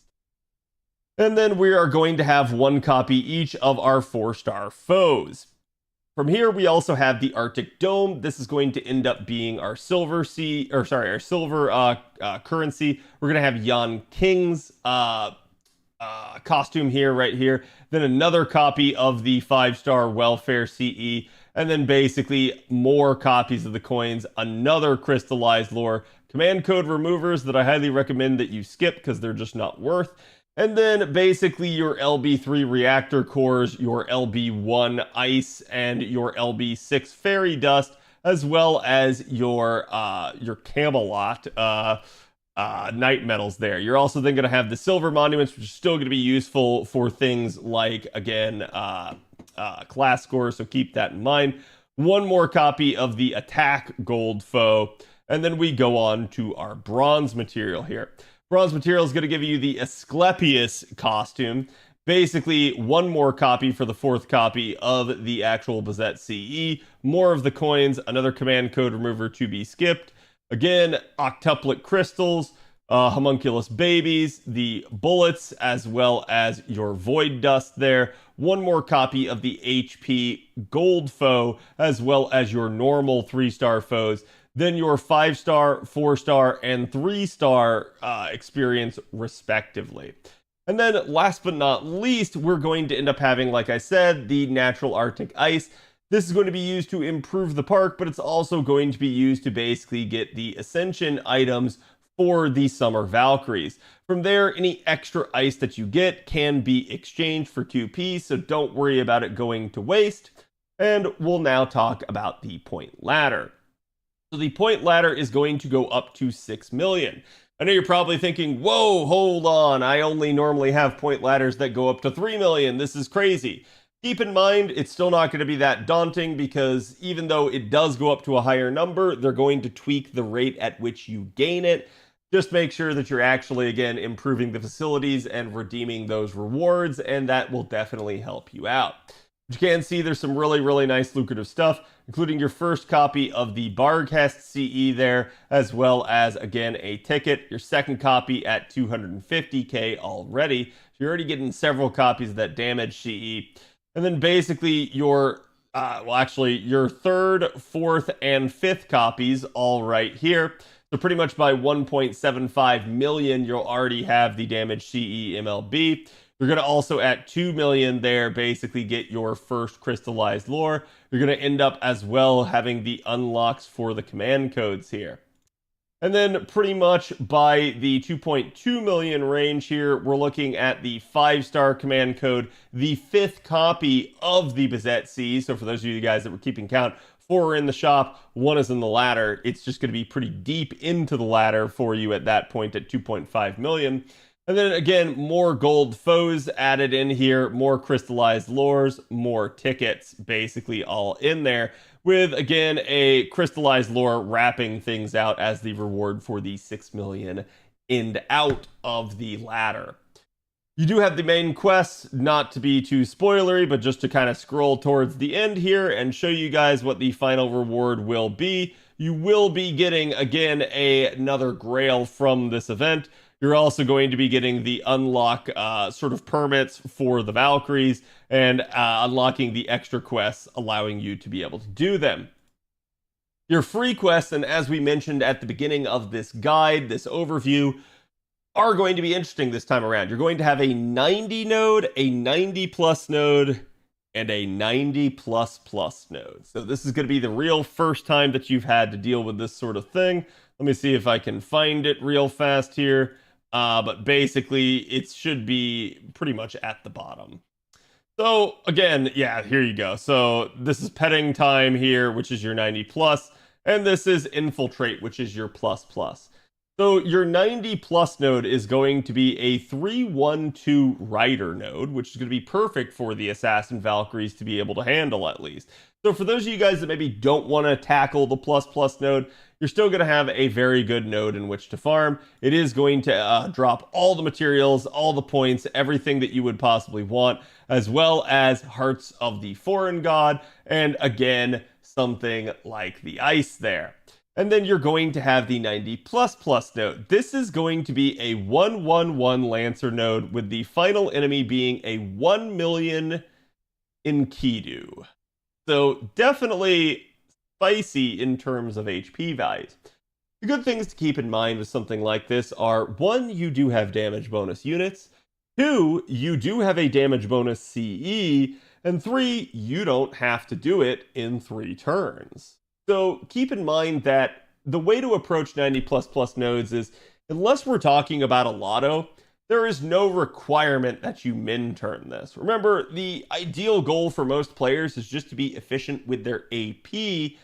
Yes, it might take you longer. You might end up going 4, 5, heck, maybe even 7 or 9 turns in some absurd circumstances, but it may just be good to do it anyways if you have the time, provided you have the capability of tackling this at something like max bonus.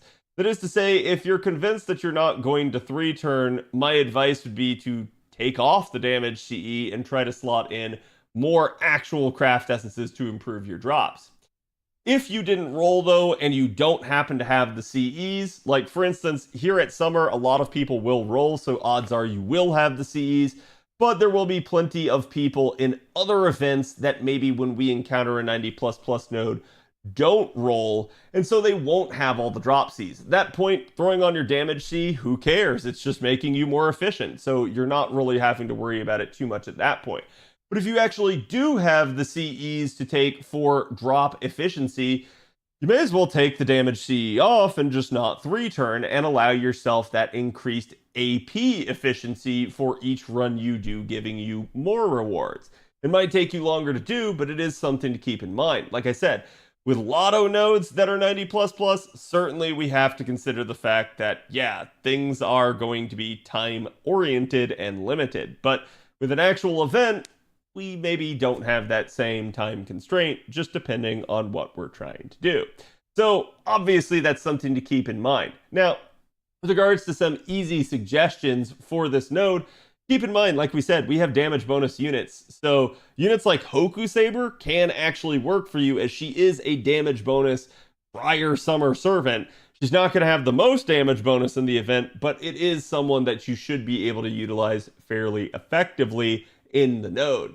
We also have units like, basically Virgil, as I like to call him, Sato, basically from the prior Guda Guda event, that are an arts looping saber as well. So if you manage to slap a damage C on him and manage to get that off, you can do some good work. And numerous other arts-based, quick-based, and buster-based sabers, particularly with the damage C, should be able to work with you.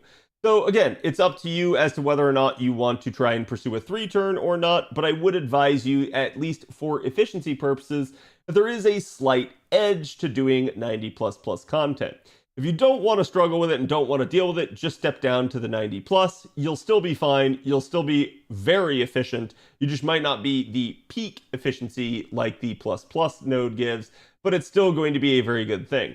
As for 90+ at 6 slot versus 90++ at 5 slot, a lot of the times the 6 slot 90+ does end up being better. They are fairly close in terms of efficiency though, so it's up to you to determine if you prefer trying to struggle bus it through the 90++, or again trying to do it in the 90+ in a more relaxed, easy manner. Keep in mind too that this node does drop as well the eggs here, as well as the chains. So if these are materials that you find yourself needing, you can try to farm this node, as that may be more to your benefit, say, than the 90+ node granting you hearts and ice. Totally up to you. I will say usually the trend has been on JP over time that the 90++ node gives more in terms of the resources, at least usually not even necessarily more, just newer materials tend to be dropping out of the 90++ nodes, versus the 90+ node maybe covering still newer but not the newest echelon of materials. So maybe things like Epic of Remnant materials or early Lost Belt materials, whereas again 90++ nodes into the future have often covered late Lost Belt materials, as well as even Ordeal Call materials. So it really just depends on what the node actually drops. You can consider it on a case-by-case basis, but that's kind of the mentality that I try to tell people on how to think about the 90++ versus 90+ nodes.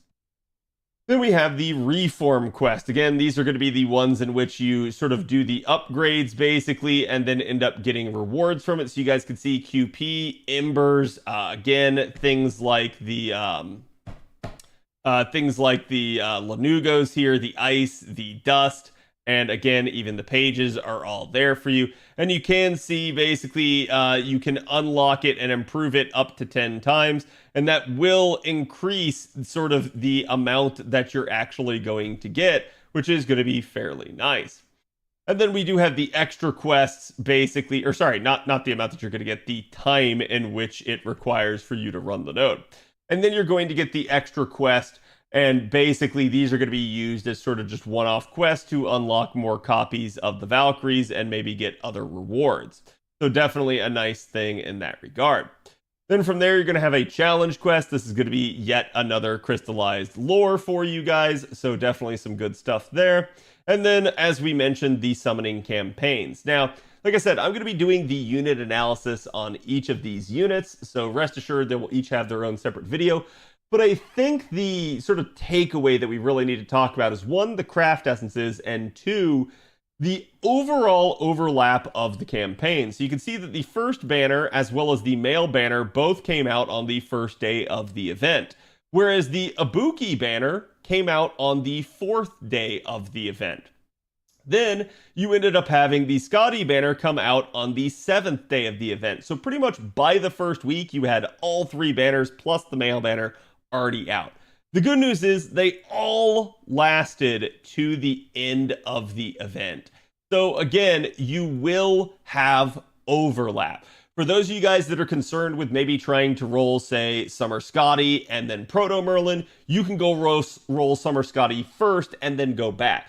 Just keep in mind that that first week you're not going to maybe have the bonus of having rolled, but there is this upside to it. Same thing if you're trying to go after Summer Ibuki, maybe you have a little bit of quartz left, maybe that allows you to roll for someone like Proto Merlin on the side. So you can kind of strategically handle this since all the banners do overlap and do stay up until the end of the 3-week event. It's definitely a really good structure in that regard, which is kind of the blessing in disguise since there are 3 banners as opposed to the normal 2 female banners. So definitely, at least they gave us that extra nod. Now, unfortunately, there's only 1 4-star paired with each of these units, but the good news is there's only 1 4-star paired with each of these units, so you don't have to worry about, again, having multiple 4-star rate-up units and having to fight with that sort of thing, because, again, with the pity system, they don't allow for, any sort of rotational rate-up, and they just say, here's all of them on rate-up at the same time. And then talking about the actual craft essences here, we do have Twin Tail as our 5-star CE. This one's actually quite nice. It is all attack scaling, overcharge 2 stages 1 time, buster up of 10%, and crit damage of 15%. Maybe not the best CE in terms of overall synergy with the overcharge effect, but still a decent one to have. Cruising Date has got some fantastic art, if I do say so myself, but it's also got the arts up, NP generation up, and damage reduction. So it is going to have a little bit of a damage cut added to it. It's going to be split stats, so you're probably not going to want to level it. And then Jiangxi Attack here is going to be your 3-star. It's all attack scaling with arts, buster, and crit damage on it. So definitely an interesting set of things. I would expect some sort of stream kind of to announce all of this, but that is your summer event in a nutshell.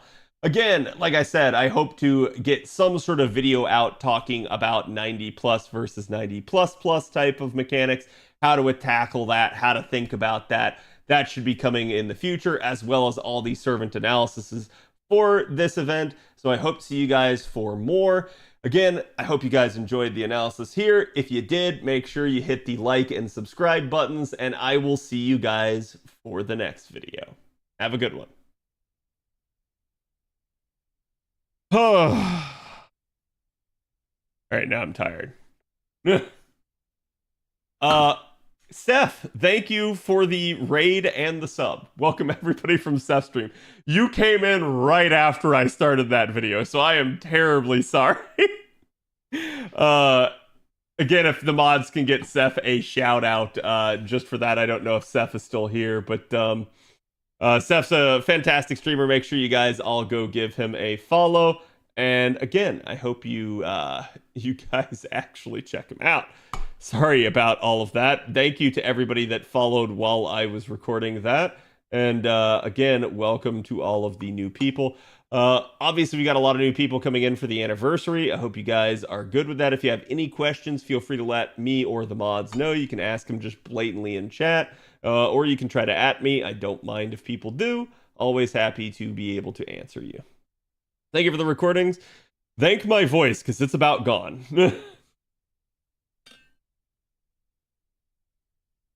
What was that about a quad? No. I got 18 minutes. That is, chat, that is enough time for more ember farming. For more recording. Okay? We got nothing in that regard. Oh, I didn't even get to pick my craft essences. Here we go. Okay, let's pick the craft essences, chat. So just out of the gate, let's go see how many of each of these individual craft essences I actually have. So I have the very hilarious stance of, so there's 4K scopes. There's 2 MLBs. And there's 3 MLBs. So I have 5 MLBs plus 4.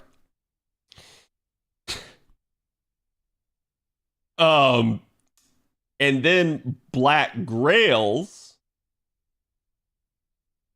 I've got a 3 out of 4 right there.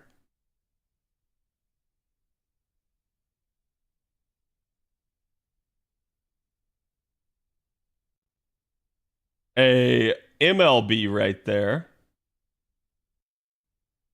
a MLB right there, so that's 2 MLB plus 4 out of 5, sorry. And then 2 more MLB. Okay, so wow, they're at the exact same spot. Holy crap. that is actually kind of nuts. At least I think, right? Yeah, so I have 2 MLBs right here. I had 2 MLBs earlier, and then I had a 4 out of 5. So that should be 5, right? Or is that a 6 MLB K-scope? So there's 3 right there. 2 right there. Yeah, okay. So this would be 6 MLB versus 5th MLB. Coin flip time? Do you want to know the most hilarious part about this? Do you know which craft essence I have more of? It's actually Black Grail, because I have burnt Black Grails. There was a point in time where I had so many of them on an A that I just was like, I don't need more. So yeah, it was the thing. That was before people let me know that apparently like collecting them is an EPing thing. And then I was like, oh, I should collect these. But it is what it is. No, you didn't. I did. This is probably why I don't get them on JP. My JP still only has 2 Black Grails ever. And I'm pretty sure it's like karmic feedback for that. You only need 1 MLB Black Grail. K-Scope has more uses with more copies. No, I mean, you can straight up have triple Black Grail comp. It is the thing, so. But now for the next question. How many Prisma Cosmos do I have?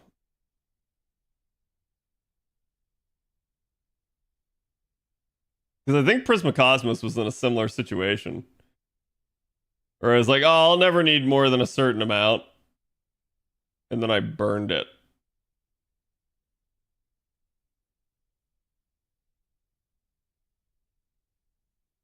Okay, so there's 3 MLB. 4 MLB. 5 MLB. 6 MLB. I have a level 100 Prisma.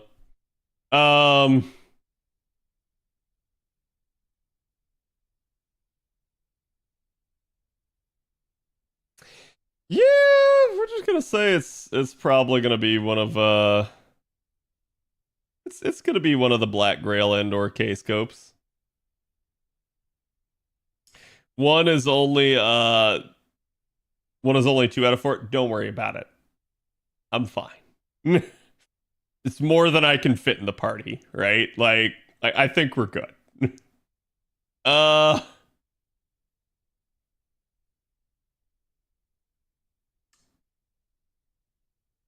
Do I want the Black Grail or the K-scope?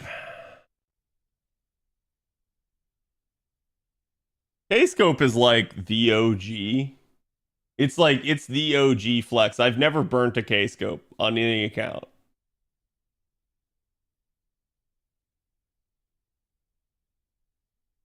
So I think we go with the K-scope. I think that allows me to say, look how far I am now. Let chat vote on it? No. I'm not a psychopath.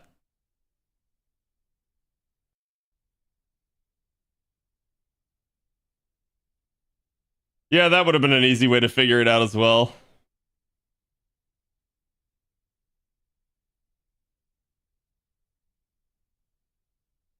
Hey, you know what? Hold on. Because I gotta go get it out of the mailbox.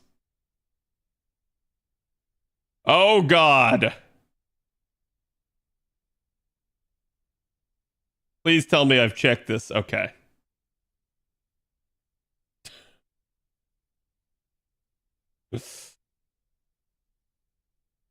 Good, it's locked by default. It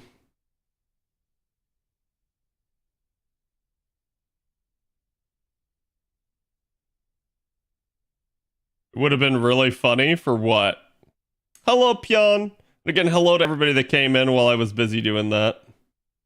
That's my bad. We did a lot of recording today, but we are now well well ahead. Well, at least this frees up some more craft essence space. That's the good part about this. The Black Grail is already like combined, so this one's nice. It's still ridiculous for me though. This is one of those deals where it's like this ticket's really good for people. It was really good for my JP. It's absolutely terrible for my NA. It does nothing for me.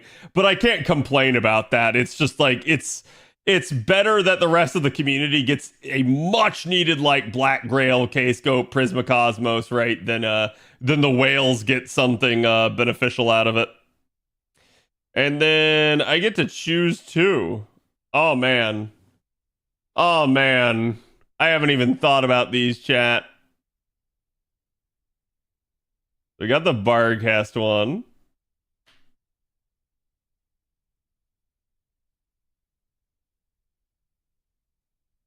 Dobrynia's, if I remember correctly, looks pretty nice. Yeah, this is the thigh, man. Like, that's some good content right there. I feel like if I remember correctly that Creams looked kind of odd. Yeah, it's the like German barmaid.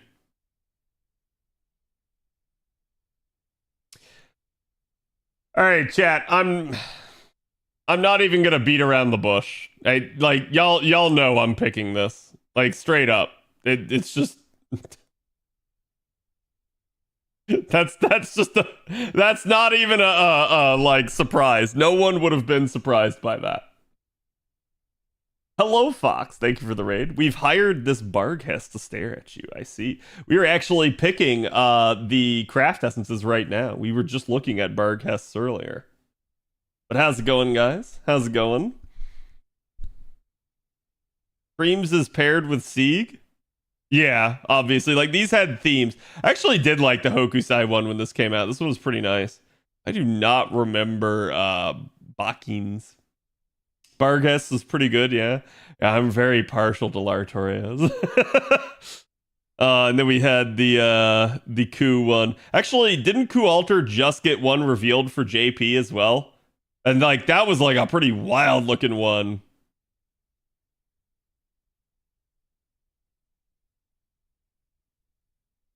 Oh yeah, the Musashi one looks pretty nice as well. This one's solid. Like I wish almost to a degree that they gave us another banner for these. Because if you guys remember, I rolled and I collected all of them last time. I would do it again. Like the art for these is so damn good.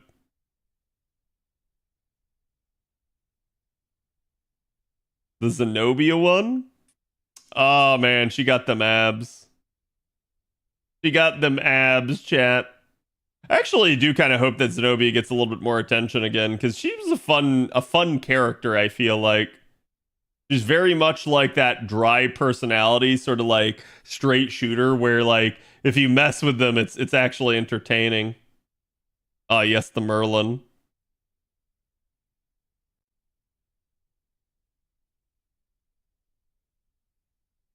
And then Mash. Well, chat, that is unfortunate. Because that means that Okita is the only other Saberface here and is getting picked by default.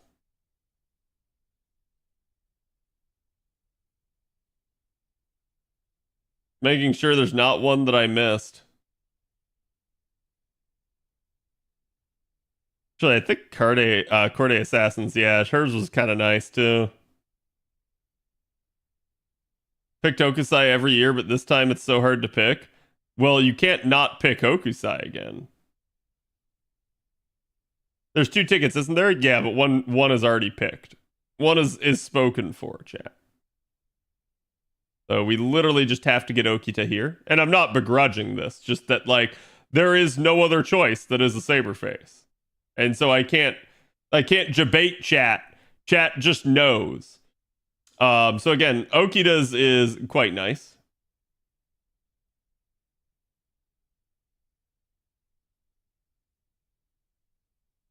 Yeah, what am I listening to? It's Snoopy. Okay. And then this. And this one, I'm like, dear God, I need this as an outfit. It is Greek goddess Lartoria. And I shit you not, chat. I shit you not, Ark. Thank you for the follow. This. Where is it?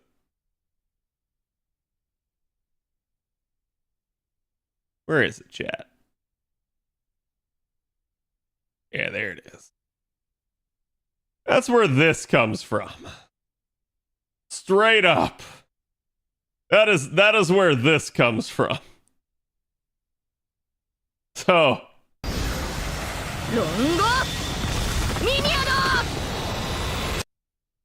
Could have been Barco-kan, would have been based. Are you hating against Okita?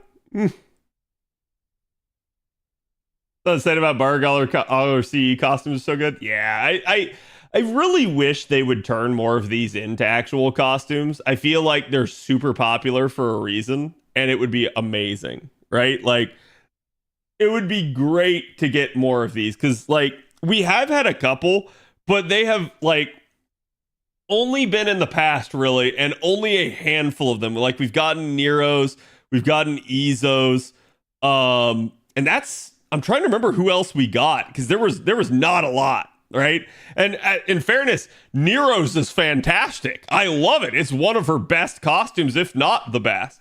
So, like, it kind of just tells you, it's like, yeah, it would be really good to get more of these. I wish they would double down. Arjuna, thank you. Yeah, I did forget about Arjuna.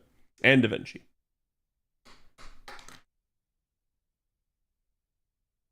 And the Gawain Duosi, yeah.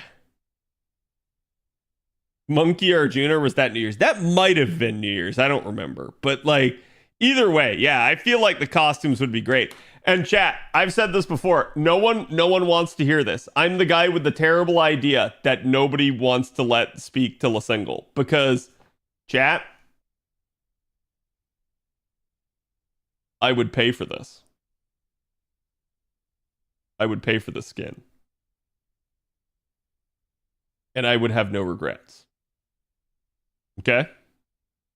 So, like, yeah, I've said this before. If the difference between, hey, can we put more skins in the game is, well, we don't have the manpower or the money, I'll give you the fucking money. Just literally make it. Make it. Make the skin. Pull an Azure Lane. Make these skins. And then you know what? You can sell them and you can make it live 2D. And then everyone will be like, oh my God, look at the booba jiggle. And I'll be all in on it. All in on it.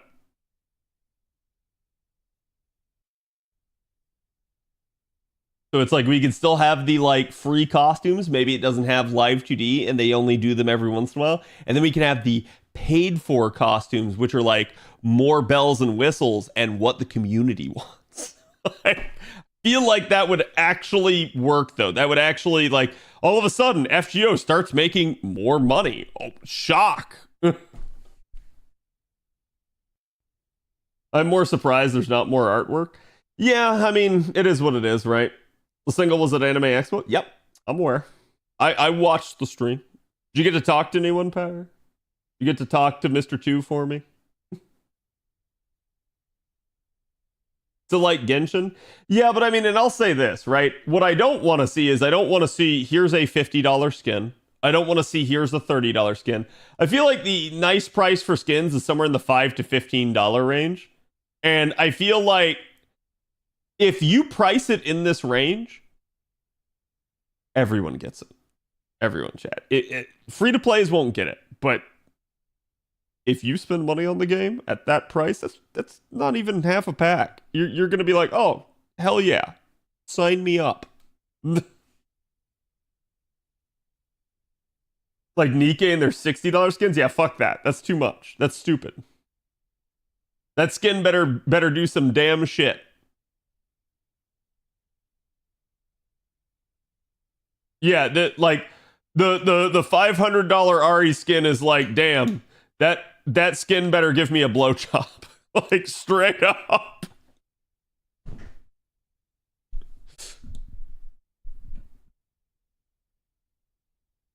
Look, if they are selling a skin, it better be damn good with live 2D. It must look amazing and probably give an animation update change. Right. And I'm okay with that. I feel like that would be hype. Can you imagine if they started doing that, chat? And then you were like, oh my God, I just get to show this off to people. This is freaking amazing. Like, here, hold on, chat.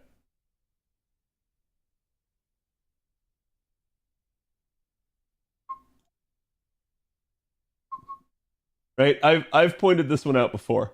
So it's like, can you imagine? Can you imagine if like this was a thing? And like people saw this artwork and they were like, God damn! Then you would be like, chat, you'd be like, oh, now I know why CAD 120'd her. Now I know why. This makes so much sense. Right? Like, straight up. Yeah. Yeah. People would know. And I feel like it would get people talking about FGO again. It would breathe some new life into the game. And people would be like, fuck, I gotta start playing that game again, man. Holy shit. Dated gameplay? Who cares? Look at that ass. that would be how people would be. FGO would be 20 gigabytes bigger. It would be. I wouldn't care. I would delete other shit off my phone to get it. Bro, if only we can see the combat animation on, like the model is right there, just add. Yeah, that'd be great. So this is what CAD sees when he looks at a still PNG. Oh, 100%. 100%. You have to have a creative imagination, chat. Anyways, guys, it is 11 o'clock. We are going to end it here. Let me see who I'll be on. Aha! Aha! I spy with my little eye a person that we can go bother. Go give Miss Kuragi Tutu a raid. I haven't gotten to raid Tutu in a hot minute. Again, I will be back tomorrow. We're going to be doing Media Share Night. We're going to be going over another one of the summer units, so be there or be square. And again, go give Miss Tutu my love. She's a good friend of the stream as well. And I will see you guys tomorrow. So have a good one. Good night.